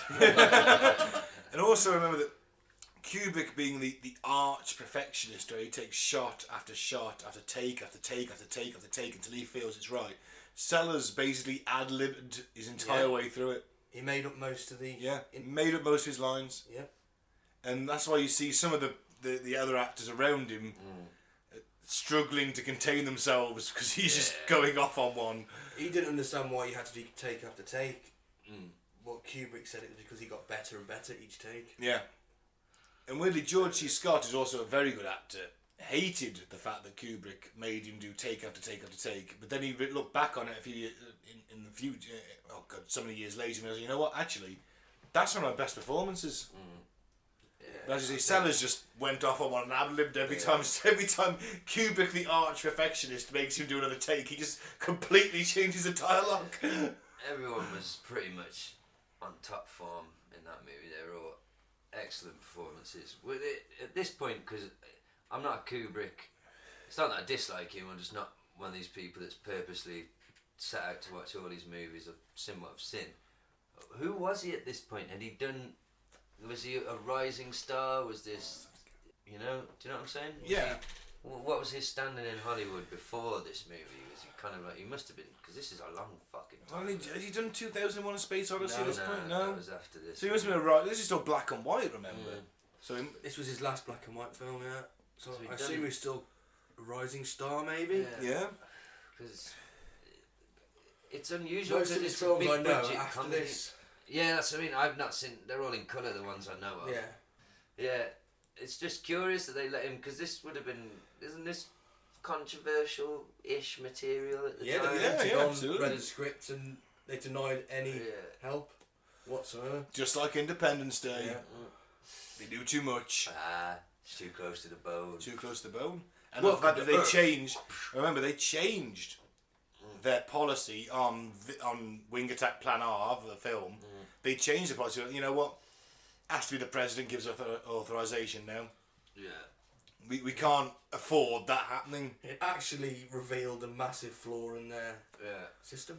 So like, and it was a fairly big budget. If you've got £1 million, which that might have been half of the budget, but if you can give Peter Sellers is a top comedy actor at Oh, the time, fuck yeah. you can give him £1 million. It's for big. What I'm saying is that it's fairly big budget, ambitious, also controversial, but mainstream. It was released. It was a mainstream movie. It's pretty dark. Very dark. It's a black comedy, certainly. Yeah, and There's parts where you do laugh, and but it's more gripping than and in a and way, funny.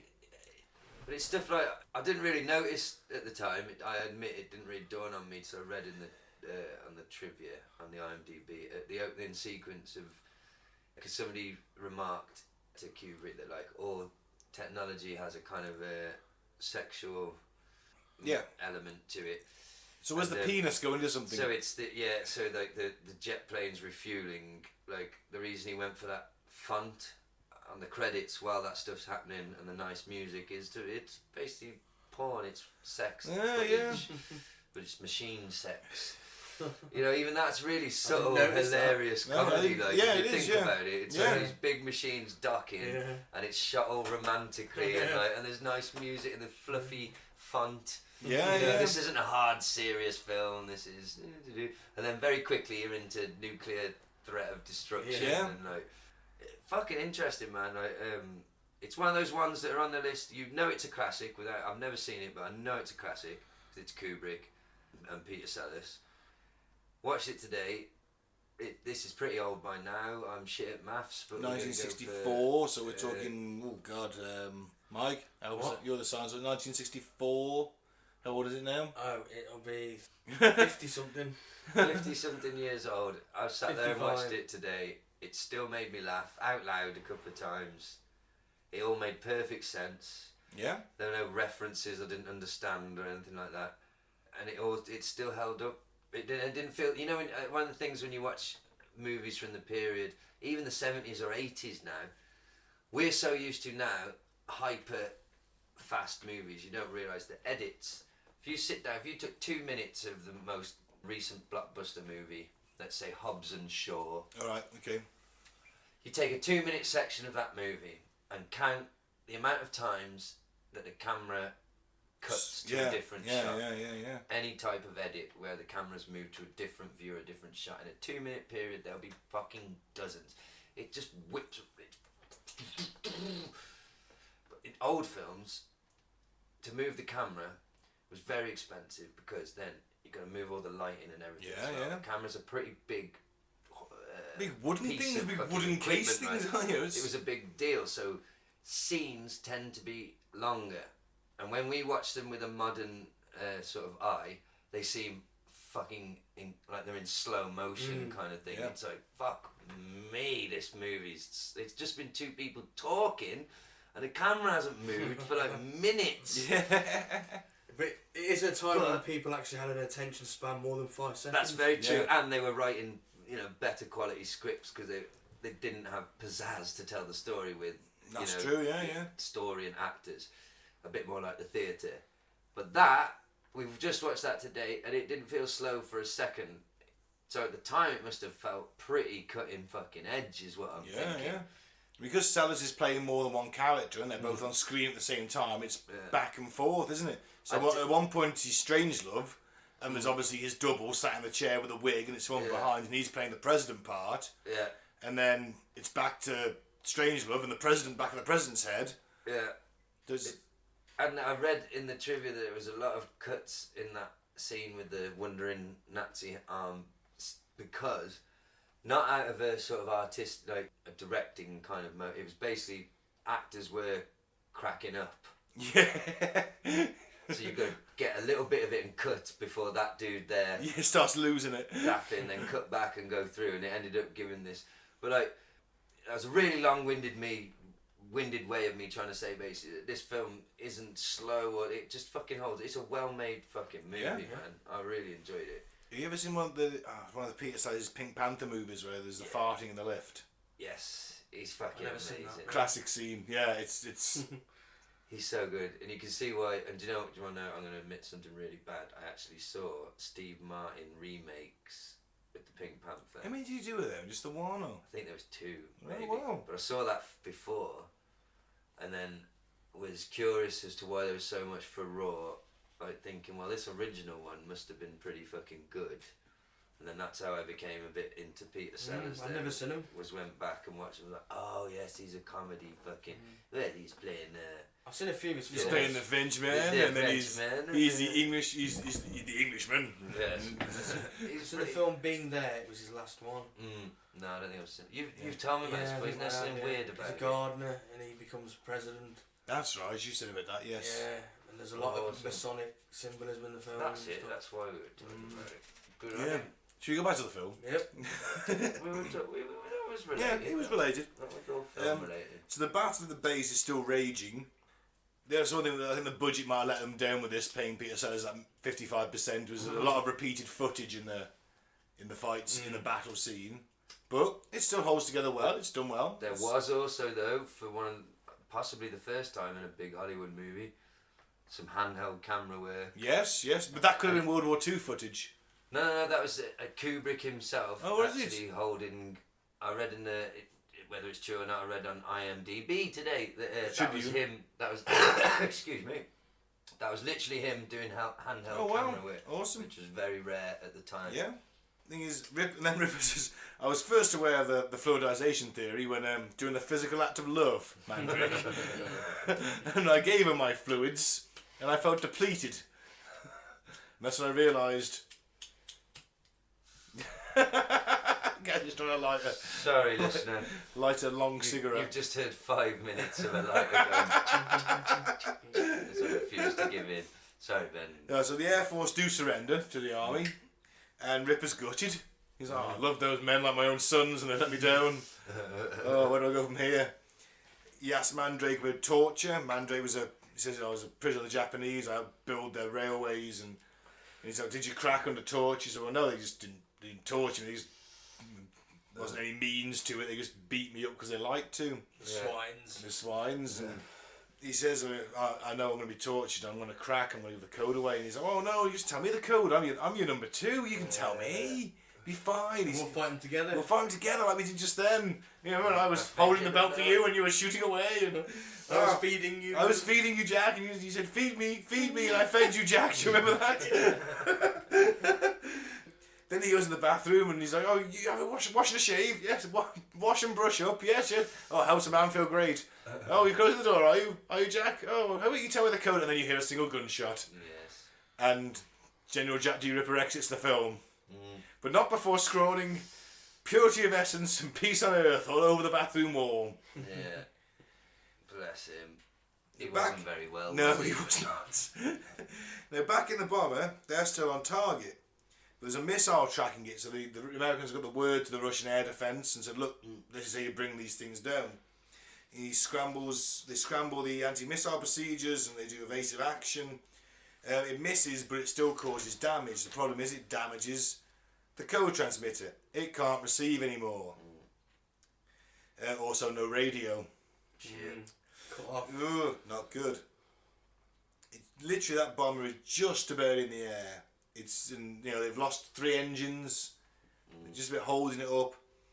We cut back to Mandrake in the Air Force base, and he realises that POE, as we said, peace on earth or purity of essence, is probably the code, and he's then confronted by Colonel Batguano, who's one of the leaders of the Airborne Division. Yeah, Batguano. Batshit. Basically, isn't it? And he's just like your stereotypical John Wayne, isn't he? Really, like, giving short answers like, "Oh, where's Ripper? He's dead. Did you shoot him? No, he killed himself." Any evidence? Any witnesses? Well, no, you're wasting time. The bombers are like on with Russia. We need to read the recall codes. There's the point where he's like, well, my orders are to get General Ripper on the phone with the president. Well, Mandrake's like, I'm his number 2. Get me on the phone with the president. Yeah. He's like, okay. Picks up a phone. No, nothing. No, it's been cut. Picks up the other phone, the wire's gone. Oh, that's one of your army boys now. Wild shooting, cutting on the phone lines. He's like, I've had enough of this. I'm taking you to the main gate. Yeah. He's like, oh no, the payphone. He's got no change. He's just about going, oh, have you got 25 cents? Whoa, that made a really big noise. Sorry, listener. That was the cat, not the bong. Was it both? No, it was not. I had to stop the bong. Look at the spike. Yeah. Oh well, it was Chester the show cat. Don't complain, he's got more right to live here than me and Gaz do. Never mind the list of my fucking eardrums. In the middle of a joyous bong, like my ears just exploded. What have I done to you, Chester? Cats, man. You should be used to ginger cats jumping out at you. Bless. Okay. That's why I have a horse dog, he got sneak up on me. He doesn't blow a bugle. Let me tell you. You do when you ride him. It's not him blowing I don't a bugle. ride I'm the not dog. stupid. When you get in the saddle, It's a tactical harness. you grab the bugle from its holster, attached to the side of the harness. Tactical holster. Let him sniff a jacket of some homeless person you found. Off you go. With your hunting rifle. He's too fucking lazy. Mike, you've seen him, Gaz, you haven't. He's too fucking lazy for that. He'd carry me about 10 metres, he'd lie down. Man, that's because I didn't say he was a good That's attack because horse. you haven't been putting on a high-vis suit and Oh, a balaclava. Wouldn't I and need to wear a red jacket and hunting helmet? Ah, you mean the one from your wardrobe? Ha ha! You've never seen my wardrobe, sir. How do you know? Unless you broke into my I house. could have been in there watching. That's creepy. It's my thing. Oh, fair Anyway, enough. that's just Everyone's my- got their thing. Yes. Was it good? Nobody's died. Is it good? He wants to He report my wants to know. performance. How would you rate my performance? E, sir. E? You failed. It's just like the astro navigation exam. But I didn't lie there saying I'm a fish 500 times. Did a funny little dance and fainted. That's his foreplay. You know, I'm a goddamn sexual tyrannosaur. I don't know what you were watching, it wasn't me. The sexual tyrannosaur. Me arms can't reach. At least one thing can. I'm a goddamn sexual Labrador. I just want to please my master. Back to the movie. Oh yeah, back to the movie. And the bone. So the phones are out. So Mandrake's like 25 cents short. Washington won't pay the for the reverse charge.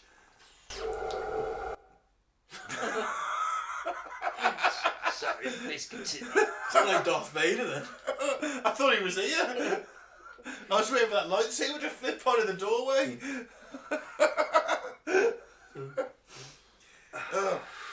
So he says to Baguano, you know, shoot the coke machine out. There might be shoot the lock.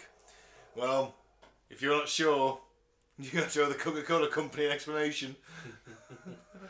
The almighty Coca-Cola. Even in They're probably more 1964, powerful than the US government at that point. Even in jokes about it in 1964 were landing.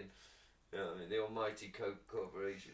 So they do, and he speaks to the president, but the bomber's still out there. It can hit its target. At this point, it can hit its targets. It has to ditch at a weather boat out in the sea. They can't get home. They have to ditch it in the sea next to a weather boat. Okay. Jump out. But on the plus side, Major Kong says we're flying so low we can't be seen by their radar. At this point, they still think it's fucking What? it's war. Eventually, they get the OPE code, which is what it was. And some of the bombers withdraw. The Russians claim 4 have been destroyed at this point, and the rest are withdrawn. So they're like, well, great, but we got one that hasn't received. We had a confirmation from one bomber. Sadly, as we mentioned, the bomber in question that we're following in the film, its code machine is destroyed. Yeah. It's unlucky, isn't it? Sucks. Premier Kisov gets on the phone. He says, I still want accounted for. They admit they've shot down 3, not 4. Oh shit. So we've got 1, but it's leaking fuel. It is leaking fuel, but it's going to start the doomsday machine. Unlucky. If it drops the bomb, that thing kills the planet in 10 months. Yeah. So the president gives them the targets of that specific bomber. The problem is that because they're leaking fuel so badly, Major Kong decides, hey, we're going to have a target of opportunity. There's an ICBM plant not far away. We can still ditch. Be fine. So it approaches the target. We're sticking with the bomber crew. It's a final bomb run. All the checks are completed. Safeties are released. They've set the altitude. Bomb door circuits are dead. Door won't open. Can't complete the mission. Kong orders a manual override. Blow the explosive bolts. Won't blow. Circuits are gone. So he goes to get the doors open himself. And there was 2 massive nuclear bombs just hanging there like a pair of testicles, smacking against one another as that bomber judders its way to its target, barely in the air. And he sits astride one of them, starts trying to hotwire the fucking bomb bay door release, which he does. He's still straddling the nuclear device, however, when they approach the target, and the pilot is saying, "Where's Major Kong?" Well, the bomb bay doors are open. I've got to drop the bomb, and he does, and he goes down with the bomb, with his cowboy hat, Oh yeah. whooping his heart away, waving that hat in the air, and that's Riding how I it. want to go out, gentlemen. Riding it like a road. Riding it like a bucking bronco, and that's how I want to go out.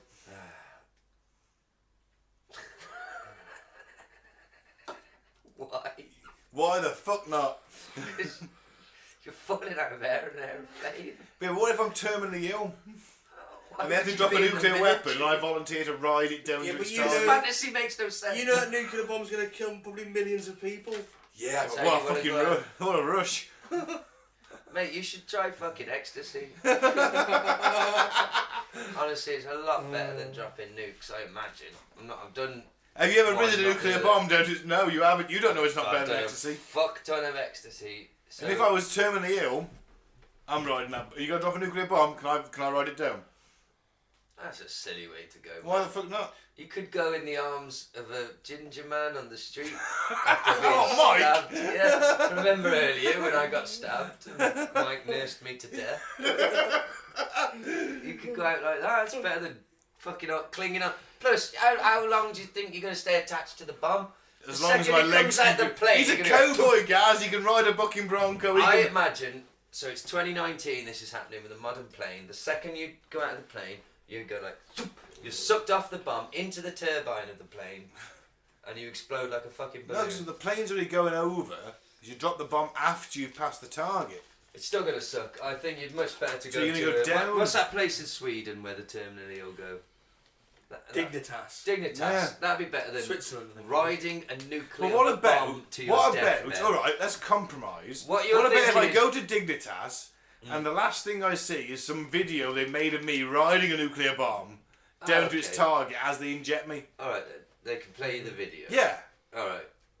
I'll share it on your Facebook after your death. Thanks. I promise. If you're still alive, you might die before me. Oh yeah, it's a nuke. Let's go to Dignitas.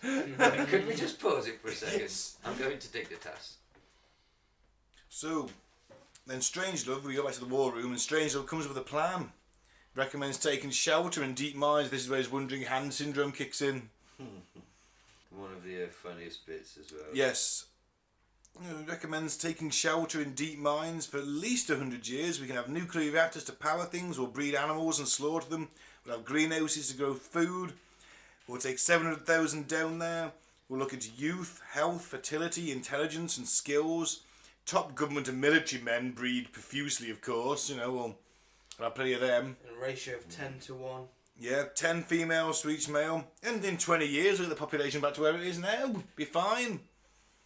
The Air Force guys like, yeah, we need to do it. There's Yeah. going to be a mine shaft. There's a gap. mine shaft gap, and of course, because monogamous relate, and the president isn't the president asked this question? So monogamous relationships, they'd have to be sort of cancelled, wouldn't they? Because 10 women to each man, men are expected to breed profusely, and Strangelove, of course, he's like, oh, of course, because he's German. We should point that out. He's a former Nazi. I think it's a nod to Project Paperclip. Paperclip. Absolutely. I was Or thinking did they not know then? Well, maybe there was. They must have known. rumours. I heard it became sort of public knowledge in the 90s, didn't it? Yeah, but I imagine that even so, must have been Werner von rumours. Braun working Yeah. at NASA's been a giveaway in it, Yeah. and they must have known. Yeah, They must have known what he'd been up to in the war. That's a clear nod to it, isn't it? Has to be. Yeah. But honestly, the women would be, because there's 10 women to 1 man, and the men have got this duty to reproduce and rebuild the nation. Only the sexiest women will go down there. Only the women are based purely on looks. Excellent. I think General Turgis I'm is thinking, joking. I can still take my secretary at that point. That's the way these psychopaths think. Of course it Yeah, is. yeah. So they're just thinking, 700,000 people. So what's that? 1 in 10 are women. So there's 7,000 men to 93,000 women. I like them. Or however many. Odd numbers. Yeah, 10, well, whatever. Times that way, whatever. I don't care. There's maths. I don't do maths. And there's a mine shaft gap. And then all of a sudden, Dr. Strangelove can walk. Mein Führer, I He can screams walk. out, "My Fuhrer, I can walk!" And the film cuts to the bomb going off, and therefore the Doomsday Machine kicking in. Yes, and it plays. What song was it? Vivalin, Yeah. We'll Meet Again, which they Don't drag her know out where. every year. Every D-Day celebration, they drag Vivalin out to sing that, and even though they keep her in a cupboard pickled in gin nowadays, they still drag her out to fucking sing that song. I like the Johnny Cash version. He did do very good covers. I'll give him that. Nowhere. Nowhere. Yeah, excellent. So yeah, what do you think of the film then, lads? It's my pick, so I'm interested. I like it. I think it's a I classic. first Yeah, watched loved it it. when I was a teenager, I think. and then I hadn't watched it again until I watched it last week when you mentioned it. Well, I've got it on DVD, so it's a bit of a drunken film for me. Yeah, man. So I watched it for the third time today, and I love it. I think it's great. I think it's thoroughly deserving of its 8.4. Yeah. And it's also ranked number 39 on AFI's list of 100 greatest American films. There you go. Yeah. I think even Rotten Tomatoes gives it a massive score as well. So yeah, I love it. I think it's the satired view of what was happening at the time put onto the screen for a mainstream audience.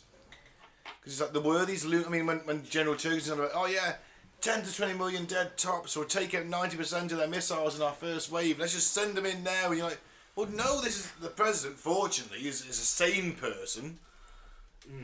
He's like, well no, we're going to lose 20, I'm going to go down as the biggest mass murderer since Hitler. Yeah, exactly. Well, the general has a come back to that though, doesn't he? He's like, don't think about your... Yeah, you don't think about your historical your place. in history. But what was the thing we covered where a misunderstanding led to us being a few minutes away from... It's been a few times. Well, yeah, there's been quite a few times. So that was obviously something that people were thinking it was in the zeitgeist. And like, you know, Kubrick had read a book, hadn't he, that this was... Red Alert it was called, yeah. So people had sat there and thought about it and considered, because it must have been... I mean, Actually, I suppose we're blasé about it now, because nukes have been there all our lives, but if they came along and you were around that age and they were a new thing and like all these, you know, this mutually assured destruction thing and all that, it must have been on people's minds and like... Of course it was, look at Threads. People obsessed over Yeah. And that was in Britain. Exactly. I imagine it's worse in the US. See, I was quite curious. I asked my dad. I said, "Well, right, you were born in '47, so '63. You were still quite reasonably young. Look, the Cuban Missile Crisis. What were you thinking at the time?" He goes, "No, never really paid it too much attention." I was like, "Oh right." But then we didn't when we were teenagers. No, If you ask me now, to but tell you about that's the the first Cuban. Gulf Yeah, War, Mike, though, that's the Cuban I'd Missile go. Crisis. That's the closest. It must have been all over the news. The day I started giving a fuck, really, about those things, about politics, about when I started reading Michael Moore and all that, 9/11. 9/11. It was literally the day that all that happened. And I can't be the only one. There must be millions of people like that. Because we were, what, in 2001? I was 18, 19? Yeah, so around 18, 18. From Yeah, you, I was 19 still at Michael. college. I hadn't gone to uni yet. I was still at college. I was working. It was a September, remember? So I'd left college. I'd gone to work. That was it. I was still at college. I never stayed up all that night, watched it, and I think from that point on, that's when I started giving it. Because right up until that point, I'd been my biggest concerns were like, that girl doesn't like me and I really like her. At 18, 19, I really wasn't fucking worrying about global politics, I don't think, until 9/11. I really didn't give a shit. I was into my music. All my politics was through music. Yeah. That was the only way I was aware of it, really. And then, 9/11 comes along, I'm obsessed with it. So, that's a big ramble. So maybe I could understand why your dad... I should ask my dad, I imagine he would be exactly the same. What do you think of shit that was going on at the time? Well, I didn't, because there was rugby and this girl called Sheila, or whatever. Do you know what I mean? Like, it's the same as I couldn't tell you about the first Gulf War. I can. I don't know fuck all about it. I think know we were Stan like... was there. You stayed up all night watching it. That's the second one. The first time I remember watching, do you know why I remember watching it? Because on a Sunday morning... Pride. No, on a Sunday... No, I was like... Oh man, I was like 8 or 9. We would be 8 or 9, wouldn't we? 8 or 7 even. I remember watching it because the Disney Club wasn't on Sunday morning. The ground war started. That's how I remember it. That's Ben's origin story. Disney Club is cancelled today. Here, watch some fucking surface to air missiles. Yeah, before that moment, Ben was a happy Johnny Little child, carefree, skipping around the garden. I'd like to teach the world to sing. Ben, come watch this. No, it wasn't. It was. No, he gets a Disney Club time. No. Can't wait for Disney. I had a TV in my room. Disney Club's cancelled. Whoa! I had a TV in my That's the room. origin. I had a TV in my room.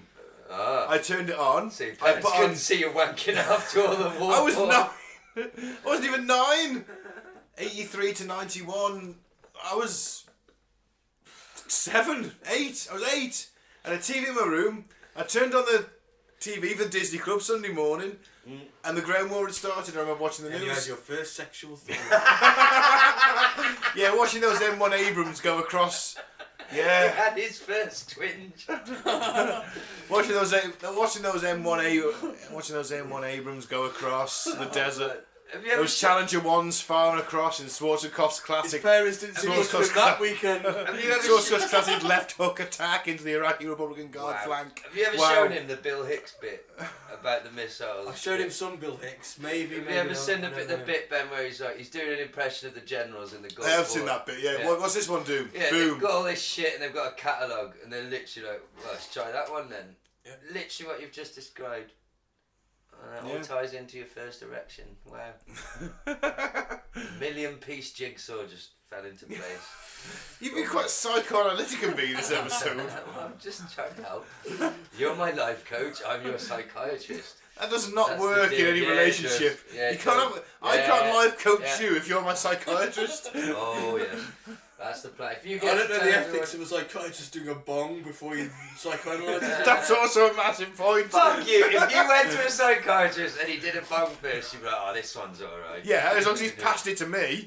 Yeah, as long as he's not asleep. Yeah, but all he's got to do is... Or if he shushes you, you're talking about like some deeply traumatic thing. He's like, shh, listen to this bass line. Or you just pour your heart and he just gets up and goes for munchies in the corner. So it's good to be I'm something. listening. He's got a packet of frazzles on the go. Fucking hell. Oh, no, that's the joke. Think about it, really. I think if you went to a therapist and you both sparked up a joint and sat on a nice couch together with a nice cup of coffee, it could be fucking amazing. Yeah. It could actually be amazing if it was, the right psychiatrist who could handle his shit. Maybe if you both did DMT. No, because No, you just so look at each other and control, go, Mike. did you see the aliens made of knowledge as well? Yes, they had fucking theories for bones. Things I can't explain. Yeah, see, someone's got to be in control. You're supposed to be the professional. My fucking doctorate didn't cover this. Otherwise, you both end up naked, setting the office on fire. It was a cloud consciousness made of light particles. Called Derek, I don't know. I know someone that did acid once, and when he came to, he noticed that he'd thrown all of his knives up into the ceiling. Fucking hell. I would think... They just fell back down and killed him. They could have done. Death. Am I thinking acid trip or poltergeist at that point? What do I come round and think? Because if I've got no memory of that, am I thinking poltergeist? I have a deep-seated psychosis that I'm not aware of. What if I've drawn something on the ceiling to throw the knives into? Oh no, a childlike drawing. Creepy Satan words. And he told me another time when he went to a black gospel church. On acid? On acid. Wow. That could either be amazing or horrific. Yeah, he said it was amazing. Oh, there you go then. I'm glad it worked out He well said he for felt a him. bit out of place. Because he was white. Well, Not as long because as he was on fucking acid, no, it's all because you're white, mate. It's not because you're fucking, literally the fabric of your mind is folding in on itself. I bet they still made him feel welcome. He said he had a great time. Exactly, go. there you go. All you gotta do is clap in time, you'll be fine, I imagine, and say, Jesus, I love you. Right, let's wrap up Dr. So we all Strange loved then. it then, yeah? Yeah, it was fucking great. Yeah, awesome. Peter Sellers, comedy genius. Let's do weird news. Woo! Let's get the boys' views on this week's weird news.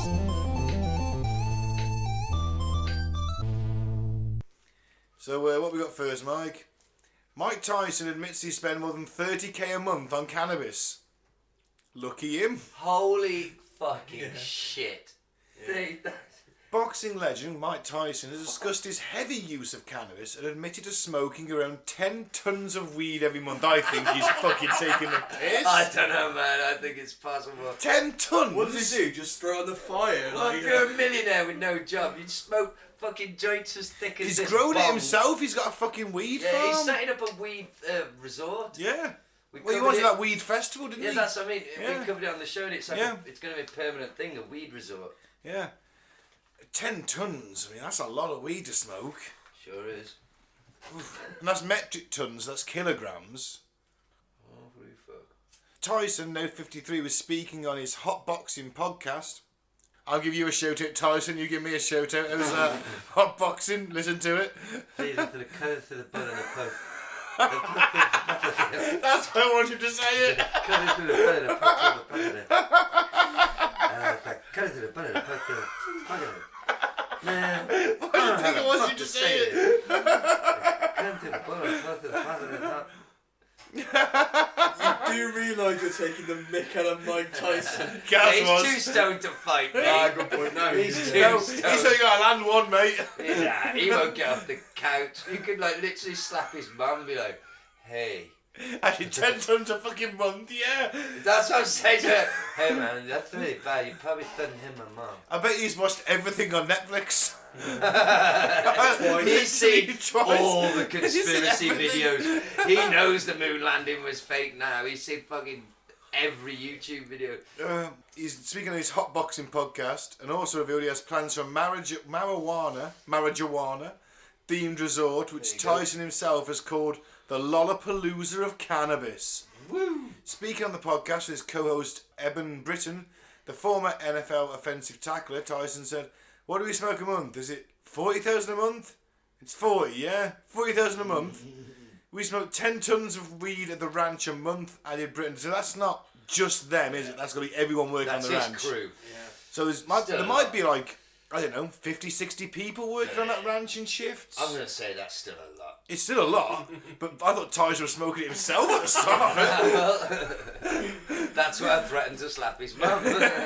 Now I know he's not smoking 10 tons of weed personally. I retract that statement. Let's still give us a shout out, Mike. Love you. Love you.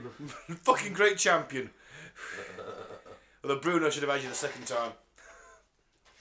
Oh, Frank. Had no killer instinct, Frank. That's a problem, he was too nice. Bless him. So yeah, Mike Tyson smokes a lot of weed. No Rocky Balboa moment for him. Well, let's be honest. He ain't coming back to fight fucking AJ, is Let's he? be honest. Smoking $40,000 worth of weed a month is better than raping women and biting people's ears off. Very true. So, I wonder if he took his and we pigeons. don't have to say allegedly because he is a convicted rapist. Oh yeah, he was, yeah. So- I hope he still keeps pigeons though. I don't know. He used to have a white tiger. I don't think he keeps. No, that. he used to. When he was a kid, he used to keep pigeons. It was his calming thing. Didn't work, did it? I wish No, that- so, I no, wish- be- I wish no, that because woman he who got found raped out. He wished he had found some out he could pigeons in the punch fucking when room. some dude killed his favourite pigeon, Ah. and that's when he found out he could punch. Well, what's next? Bless him. Trump's new tariff target list. Right. Flags in, Bibles out, frog meat delayed. Why are Bibles out? You'll find out. Yeah. Frog meat is among the many items imported from China that had been facing tariffs in a few weeks, but now the tariffs are delayed until December. The stock market soared Tuesday on news that the Trump administration is postponing some tariffs on Chinese imports this fall, sparing popular consumer items such as cell phones and laptops till after the Christmas shopping season. How convenient. Black Tuesday or Black Monday, Friday. whatever it's called. It's Friday. almost as if it's all manipulated from above. Strange, that, isn't it? It's only a partial reprieve though. Other Chinese imports will still be hit with a 10% tariff on September the 1st as scheduled. And the shops will knock that off anyway for the sales, won't they? The administration reportedly was guided by which products could easily be obtained outside China, but there were still some head scratchers on the tariff list. Okay, so Oh, wow. these products are among the $112 billion worth of Chinese imports facing a 10% tariff. First one is incredible, reader. Yeah. Oh my god. American flags. The US imported more than $6 billion worth of American flags from China last year. All right. So who's Make paying? America great again, my fucking ass. Oh, and his hat's made it outside the USA as China. well. Yeah. But how many flags is that? That's mind-boggling. We're not talking. We're talking $6 billion. That is a fucking supervillain ransom, How many right? people? Of flags, just flags. Well, there's And how much two of on those every flags? truck. How much of those? We think it goes nuts over here when the World Cup's on and every cunt's got a flag flying from his car. We sell that every day over there. That's it. It's like continual World Cup. I mean, let's say a flag costs, I don't know, $5 tops. Ben, they call their national championships the World Championships. Right, in baseball, And yeah. In fucking all of the sports, as far as I know, like, you're surprised they spent $6 billion on flags. Well, why aren't they making the flags in America and boosting their economy by $6 billion? Because you Cheaper can make more to do money in by China. outsourcing it to China, But even man. if it's like capitalism. $4 billion after profit, after This all the profit costs, is all that matters to these people. You know this. yeah, well, you can boost your economy by like $4 billion. Well, yeah, but that ain't going to happen, is it? Because the businesses own the politicians. They're not going to say... It's going to cost you. Yeah, Well, fuck the You've got system. to pay, because if you build that factory, Well, that's the problem. if That's you have why that factory in America, you've got to pay American democracy has been captured by corporate corporate interests. interests. Let's not forget the military-industrial complex. Yeah, and that. How many You know American this. flags were bought by the US military? That's an interesting question. Well, Because let's say the guy goes into Walmart, your average American bloke in a pickup truck goes into Walmart, pays like tops $3 to $5 for an American flag. Yeah. Now the US military is a government organisation. They don't care what money they're spending. They'll spend $1 million on a missile, $1 billion on a missile. They'll always spend $20 on that flag. well, there you go. What's It's not next? their money they're spending, is it? They don't care. Yeah. Well, it isn't the only thing. Ski and snowmobile gloves, nuts in shell, black and white pepper, human hair unworked. Wow. An additional 160 billion worth of Chinese imports will be spared a tariff until December the 15th to avoid hitting holiday sales. These include prepared or preserved frog meat, Who's eating that? ice hockey gloves, shelled nuts, salt and pepper dispensers made of plastic, human hair fashioned into wigs or false beards. Oh, so you're telling me that Beard. Donald Trump, with his famous wig, has now put excuse the tariffs on human hair, fashioned into wigs. That's the thing, though. I don't So think Trump's getting his hair from China, basically. I don't Is that what we think can say? his isn't a wig though. I think it's a mental creation of. Yeah. It's like it's Insanity. the most elaborate comb over you've ever seen. Well, He's see- bald as a coot. See, I always said But like he's very Steve young. McLaren, the old England manager, had the most intricate series of comb overs because Yeah. he's got the island and he sort of swerves over Trump. It's a close run thing. It's a very complex structural engineering. If only he could build buildings as well as he built his hair. Yeah, He might be or a better run business. casinos as well as he makes his hair. Maybe he spent all his time making his hair. Casino's famous for constantly making money forever. No, those ones. No, the ones that lost all their Trump money. The Oh, Trump ones. That's The weird. ones where he opened 5 in Las Vegas at the same time and It's weird. Isn't they it? all made a loss. And he sold them at a loss and then he went bankrupt for one of his 4 times. That one. Must have been really shit casino. It must have been because I've never known a fucking casino go out of business, have you? Right. And some Chinese imports were dropped from the tariff target list altogether, including Bibles. Wow. China is the #1 source of imported Bibles and other prayer books. Radioactive elements, isotopes and compounds, frozen cod, haddock and salmon fillets. Now, really, if you Radioactive really elements. wanted to turn, if you're America and you really want to turn your economy round, you should really put that 10% tariff on Bibles and maybe some kind of tax on organised religion. Fuck it, put a 'Cause they're making, 50% like- on 'em and make 'em They're fortune. making a fuck ton of money. But NAFTA moved all the companies abroad. Yeah. That's why you got the Rust So you using Belt. NAFTA or NAMBLA? NAFTA. Oh, NAMBLA's a North- completely different thing. American Free Trade Agreement. Yeah. Bit like We, the sorry, guys. TPP. Yeah. So yeah, Bibles are alright, they're not getting taxed. Well, they should be. Yeah, damn right. Make a lot of money. They should have a bullshit tax. attached to them. I'd like that. Yeah, That'd be we'd nice. be out of fucking business though. Alright, what's the next one then? Okay. This is the Sunday Sport. Gaz? Thanks, guys. You're nearest the screen. Yeah, okay. Computer nerd wanked into beans at the staff canteen. Wow, what a cunt. Sunday Sport exclusive. Yeah. That's an exclusive. Oh my god. A pervert who spunked into the beans at his work's canteen told a court he was fed up of being teased by colleagues for being a, quote, computer nerd. Bespectacled Graham Bovis was caught by shocked canteen staff with his trousers around his ankles, furiously masturbating into the tray of beans. They were to be warmed up for that day's shepherd's pie lunch at the Birmingham engineering firm, which cannot be named for legal reasons. A member of the canteen staff screamed as 27-year-old Bovis coughed his filthy cock yogurt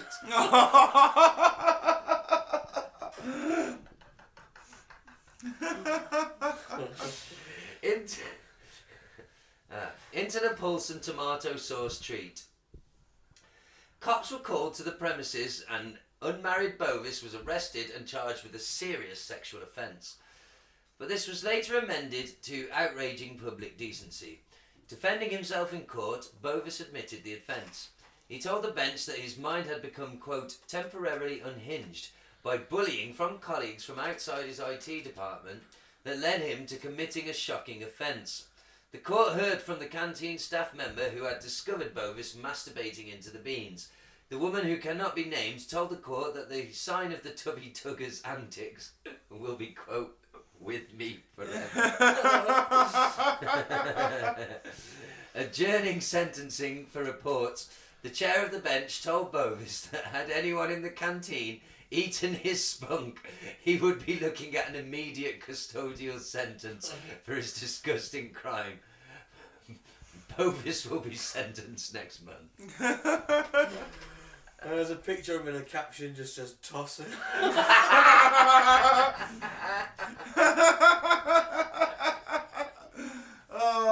A Sunday Sport, no let you down. We'll have some more of them later. I actually think this is top class journalism. Alright then. Well, that's the news for this week, Yeah. isn't it? Yep. Indeed, so full Alex. Never go full Alex. Never go full Alex. Would you like to explain to Yes. the dear listener? Basically, Mike finds us a couple of random weirdos on the internet who he pits against the arch saint of insanity himself, Saint Alex Jones. Because remember, it's alright to go a little bit Alex, quarter Alex, half Alex, 3/4 Alex on a train, but never, ever go full Alex. Were you trying to get crazy with this, eh? Don't you know I'm loco?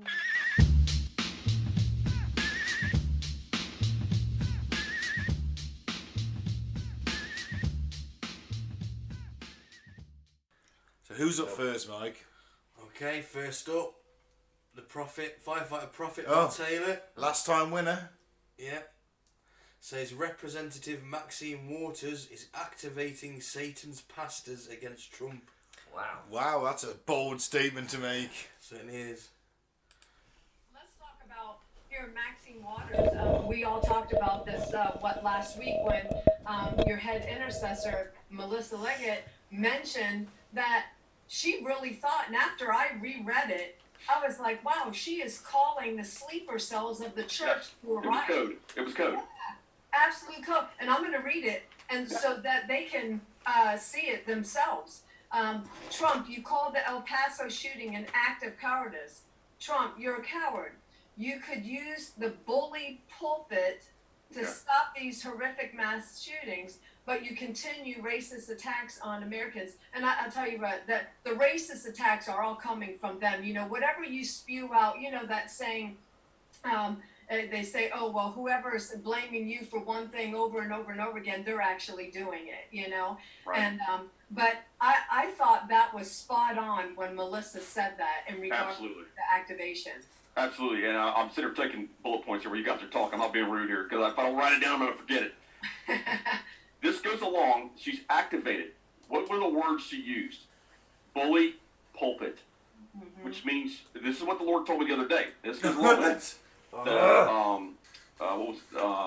the hordes of chaos. Can't remember what the Lord said. Right now. I had two prophetic occurrences that happened to me. One was my family member, one was a good friend of mine. And it was the hordes of chaos. The Lord told me the hordes of chaos have been released on the earth right now. So we need to be praying to bind all this.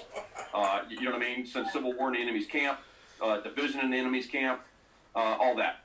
Now, he also told me Satan's pastors have been activated. Come on, yes. Satan's pastors have been activated. Now, it's the first time I'm releasing this, by the way, publicly, I believe.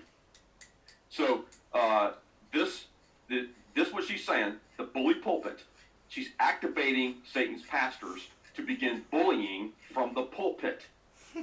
Bullying the president, bullying those with illegal immigration, bullying those with the border. It's all about activating. Look, the Lord has told me that the devil is coming back for his dues right now. Did she have something up with her face? Was this the camera angle? Like her left eye looked like green, like massively green. I wasn't looking. I think it's just the glare from the. Yeah, maybe. She's got glasses on. Yeah, just looked weird. Like she had the lens of her glasses greened out for some reason. So what? Maybe she always just sees an extra 3D. Basically, God's told him that Satan's hordes have been released. Yeah, and that the bully pulpit. Oh yeah, don't bully Donald Trump. Don't bully Donald. The world's biggest. The guy who literally looked at a disabled man in the front row and went. Ugh! And told the fat in front guy of to the lose world's weight. media. And recently told a fat guy to lose weight, even though he was actually a Donald Trump supporter. Oh man. Well. I genuinely don't think he's on a run in 2020. I think he'll pull out. I think he knows he's going to get spanked. Or assassinated. No, just spanked. I'm not so sure, mate. I'm not so sure. Still got 43% approval. You can get that up in time. Well, we'll see. He can't get nothing. Right. Who's next? Is he pumped full of young blood and Viagra? Like a combination of the adrenochrome, 18-year-old blood, and Viagra. That's what's running through his bloodstream right now. Adrenochrome. That's the name of my next album. Okay. What? Oh, it's this fucking geezer. It's Coach Dave. Oh, so Dave Downmeyer coach says that bigot is the new N-word. I'm going to guarantee you he probably says the N-word at some point in this little rant, so we will apologise in advance. Should he say it, he probably will. I can't remember, to be honest. Now listen, folks, I learned this. I saw this plain as can be. Bigot is the new N-word. Bigot. They don't call us N-words, they call us bigots. They had the. Can you imagine them saying to black people, "You're not welcome here"? Isn't that bigotry? Isn't that bigotry? Yeah, we had some guy chanting, "Go back to Alabama. Go back to Alabama." You tell me that's not bigotry? You tell me that's not racism? But see, they can throw the word bigot out there, and bigot is a socially accepted word. Oh, if they called what? They called homo! Oh, no, you can't do that! You can't do that! You yell, "Oh, nigger! Oh, no, you can't do that!" Told you to say it. Christian bigot! They can do that. Do it all day, and everybody applauds. Bigot. Well, the thing is, Dave, you are a bigot. That's the issue. You don't like black people, you don't like homosexuals, you don't like anything that doesn't put the Christian church, as what is your view of the Christian church, at the top, very top of the country that has the most nuclear weapons in the world and is not afraid to use them, should your regime get into power, because they'll just consider it the wrath of God. So Dave, you are a bigot, mate. Basically, you can, you are. That's what they're shouting at you. Bit of giveaway. I know that Trumpy Baby this week has said that Antifa might be declared a terrorist organisation. Good. When it's not actually an organisation, it's just a bunch of people who don't like fascists who show up to protest it. I'd call that an organisation. It's not that simple. No, anyway. because it's a choice. You're either a fascist or you're not. you're either against them or you're for them. It's the dark. It's the. Yeah, I'm against them. I'm not. It's I'm a lot not more for complicated using than violence. that. Nah, it's the dark side of the light side. I'm not No, for it's using not. violence. So No. I'm actually anti-Antifa. Yeah, exactly. Me too. No, you have Me to- and Mike are in I'm the same sorry, you want to position break on an omelette, you gotta make some eggs. It You makes want to make an omelette, you gotta break some eggs. this. Yeah, but you're wrong. You so become the move it fascist on. though. You become what you hate. These people don't understand one language. Ah, These people. that's what I mean. Spoken like a true fascist. So moving on.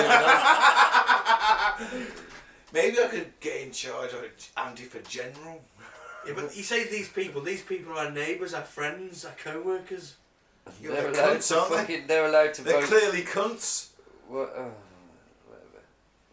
Look, Yeah, but if you're demonising them, tyranny is the removal of nuance. Fuck me, So, Gaz. so to sit there and go, it's black or white, you're with them or against them. That's bollocks. It doesn't sound like that.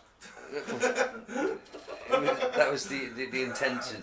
It wasn't a direct impression of it. It was like a very intensely complex, nuanced situation that can't be summed up in like, you're either a fucking Nazi or you're not. Yeah. It's like, oh God, and are they even I'm Nazis? not calling them Nazis, I'm Oh, calling them God. alright. You voted for the other side of me, Nazi. Oh, you didn't like my tweet, Nazi. No, Oh no, God, no, it just no. gets Yes, I know bandied where about you're to the from. point where it It does. doesn't fucking mean anything anymore. It's But lost think all of it. fucking Think meaning. of it as a rebranding. Nazi, Nazi, Nazi. It's a rebranding. Blah, blah, Nazis, blah, blah, Nazis blah. passe now. It's alt right. Oh, They've rebranded. it's ridiculous. And do you know, Al Qaeda rebranded. You you know. could technically call them neo-Nazis. You could do. if they had the same ideology. But it's all the if they were opposite. building, giant ovens and like bussing Yeah, people they didn't to their come in deaths, straight away, like, did it? That's when they but- got but- into power. But instead, like they're just voting for the opposite side to you. No, that's not right. Because Yeah. Some of them might be a bit 1933, racist, which Hitler is took shit, power. but leave them They to- didn't immediately start building ovens. It came Oh, gradually. I think that's all hyperbole. I think that I don't buy any of You it. denying the American- Holocaust now? I mean, no, comparing modern day.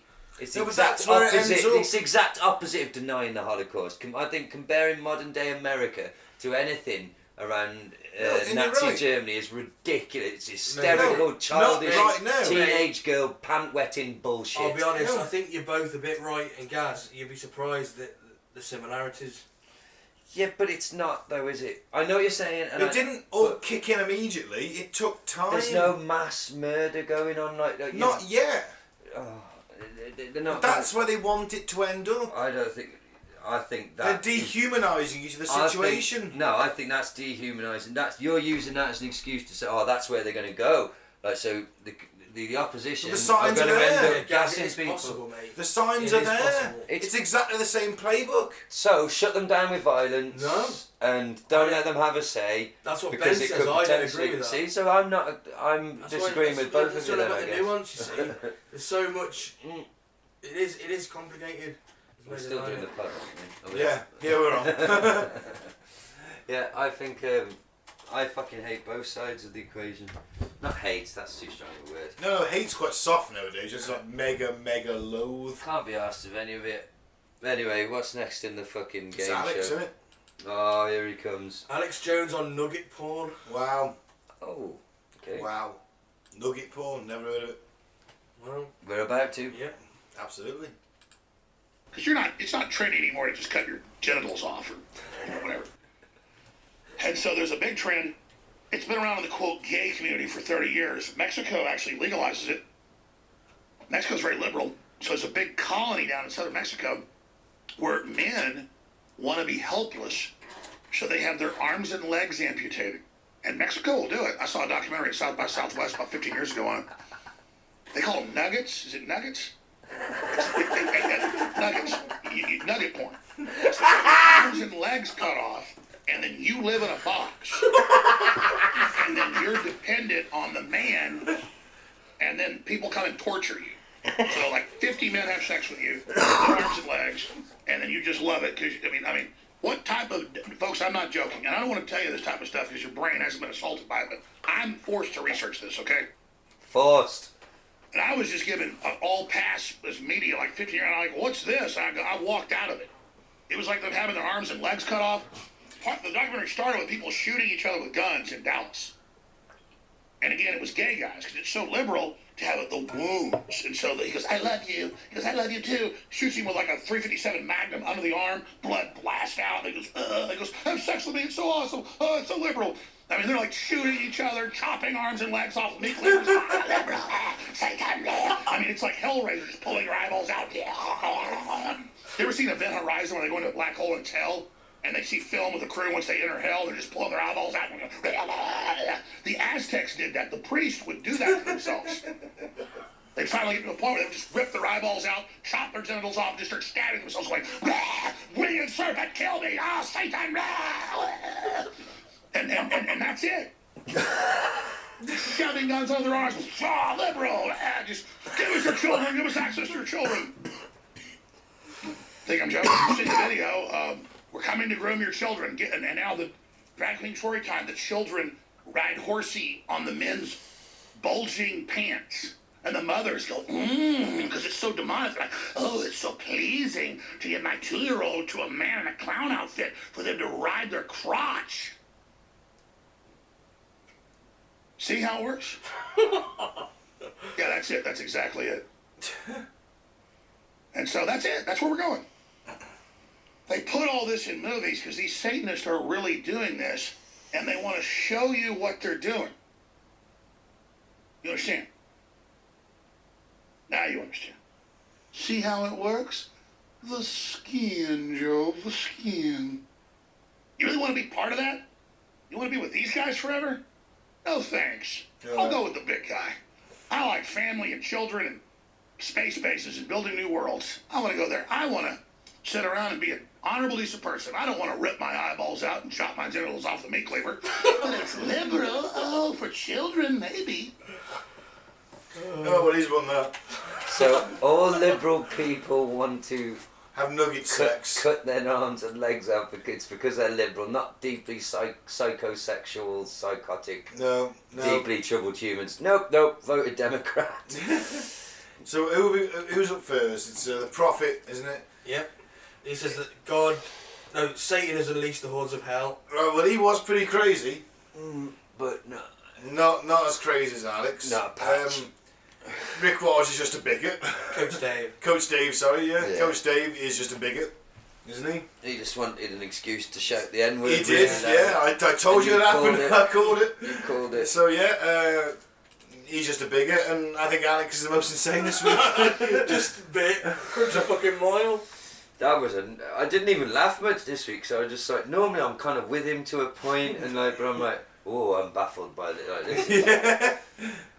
You're going out on a limb. Who's doing nugget porn? Like, I mean, you know that I believe that people are doing satanic, there are rituals happening and things beyond our comprehension, but do I think it's because they're Democrats? It's because they're liberal. That's why if he was a good conservative man, you wouldn't do that. You wouldn't want to cut their arms and legs off, you cock. Because conservative people, Republicans and conservatives, they don't touch children or do bad things, do they? It's never happened, has it? No. It's only those dirty Democrats. Oh, Alex. Fuck. Yeah. Yeah, he's got it this week. Fucking yeah. lunatic. Alex just won. Mike? Yep, definitely Alex. It's unanimous then? Yep. Sunday Sport headlines to finish? Sunday Sport headlines, and I feel embarrassed every time I go to the shop to buy it. Really? But not so embarrassed when you're furiously masturbating at home. No, I leave it here for Mike. I don't know what he's doing with it. Furiously masturbating here at Mike's. No, I don't need to masturbate in front of Mike. There's a bathroom. But then I'm going to take the paper with me. But then I'm going to take the paper with me, which makes it look more obvious. I'm just going to go read about the sport thing. The tits on sport. The tits in today's sport. I'm doing the crossword. Yeah, but the problem with the crossword is that every answer is tits. And you still didn't get it right. One across, 3 letters, breasts, tits. 3 down, boobies, tits. It's just every single one. Okay, well, what's the headlines though? This week, this stunning piece of journalism, the Daily Sport. If you're an international listener, this is a newspaper that's a bit of a national institution, not too dissimilar I from wouldn't your say week- national institution. No, not dissimilar from America's own Weekly World News. True, but more tits. Yeah, a lot more naked women. And what's the nipple count? It's just 168 nipples this week or something like that. Does it literally give you a nipple It count? does somewhere, yeah, it did, yeah. I saw it all the time. Wow. Use your nipple count. Go for it, Mike. Okay. Bong. Outrage at Naziland theme park. So there should be. This is genuinely a headline. Bong. Ever had a tongue up your muck chute? Wow.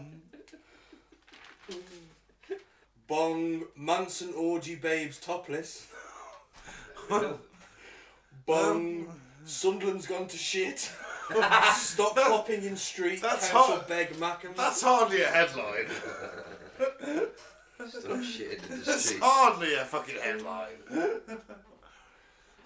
Bong. Man lured by hooker faced cock chop threat. Wow. Bong. Alky pissed in cop car after wank. Sorry, after park wank. Bong. X-ray app shows women naked. No. An X-ray app, eh? I bet that's a generic. Bong. Woman had alligator in her knickers. Okay. I've been called a few things before. Never the alligator, eh? Do you do the death roll? Oh yes, it's very leathery. I mean, silky smooth. Moving on. Bong. Top DJ sees her doorman toss on sofa. Fucking hell. Bong. Drunk pair walked into stranger's house and shagged in their bed. Hang on, put that other. I saw that one earlier. Go on, put the page back. That one right there. My family is weird. Oh yeah. Bong. Poor Josh's porn cards from his own mother. Wow. There's actually a picture of his mum and his auntie posing topless next to each other on his birthday card. Bong. Drunk burglar pooed on floor. And burgled me. You're not going to find much else quality in them. No, I think that's it. It's just tits after that. And even on a page where there isn't tits, the page opposite has adverts for tits. Tits. It's basically just tits. Tits. That's what I've been reduced to after 5 minutes of daily sport exposure. Just a dribbling, drunken, screaming tits. I think that should be the new theme tune to the. Welcome to tits. Well, there may be a new feature next week. What was it called again? Breaking hearts and bleeding sharks. Broken hearts and bleeding sharks. We're going to be agony uncles. So if you've got a problem you'd like solved of the sort of romantic nature, Probably want dissecting publicly. yeah, or the bodily functional sort of problem, anything like that, any problem, nothing too big, too small, send it in to us We through should the put- Facebook page. For legal reasons, none of us have an MD. Yeah, so please don't send your bloody shits into us. Oh yeah, no, don't send your actual shit in because we haven't got the equipment to diagnose it. All the qualifications. Yeah, you know. Plus, I'll probably spread it over myself and wank off. No, that was a joke. I don't think it was. No. Broken hearts and bleeding sharks. Drop us a line. Oh, you know Once what? again, it doesn't specifically have to be about any bleeding asshole injuries that you've had. It can let's be see. anything. Let's just set a competition. See who can send us the most creative agony ant problem. No, let's keep it simple first, because maybe we've got to answer it. Just send me anything, any problems you've had, you know, romantically, anything like that, we'll sort you out. And the fucking love guru over here will sort you out. I'm good at giving advice, doesn't mean I'm good at taking advice. That's not what gurus do. You Very do, true. Very you do true. as I say, not as I do. You lot have to abstain and be all like spiritual. I'm Or drunk you to drive my around in fucking one. eyeballs. Or you drive Yeah. around in one of your '93 Rolls Royces. Exactly, who's the fucking mug in this situation? It ain't me, is it? That's why I'm running the fucking thing. And you're down there praying to my socks. So. This is a pair of your socks on the side of the road. It's a word out of worship. Sucking the sweat from them. Oh, maybe I'll obtain some of the great one's greatness. No, you won't, because you're fucking meat sacks. We're spinning into their faces, and they just throw more money at me. Yeah. Oh, it's so glorious. People dive in front of your van. I want to be run over by them. Please allow me to be the one who is run down this weekend. I see that you're. I see that Oh, my spine! But it was worth it. I see that your wheel spinning, great leader. Allow me to add as a chalk. Please allow me to help you from the muddy puddle. Let us form a road for you, great leader. Here, You run use- over our bodies. Use my baby's body. Well, that got dark. Well, it's a cult. Like you keep saying, they all end one way. They don't all they? end with guns. Yeah, dead babies. Sometimes. Not at Rajneesh Param. No, very true. Right. Yeah. Let's wrap this bad boy Let's wrap it up. So, I've been Ben. Thanks for listening. I'm going to say don't drink the Flavour Aid and don't join a cult, especially Gaz's. Why? There's no guns in my cult. Not yet. But you could subscribe to Sewage Pipe Gaming on YouTube. I'd love that. And if you ever get the opportunity, free Biff Tannen. I've been Gaz. Goodbye. I've been Mike. Thanks for listening. Peace out. May the force be with you.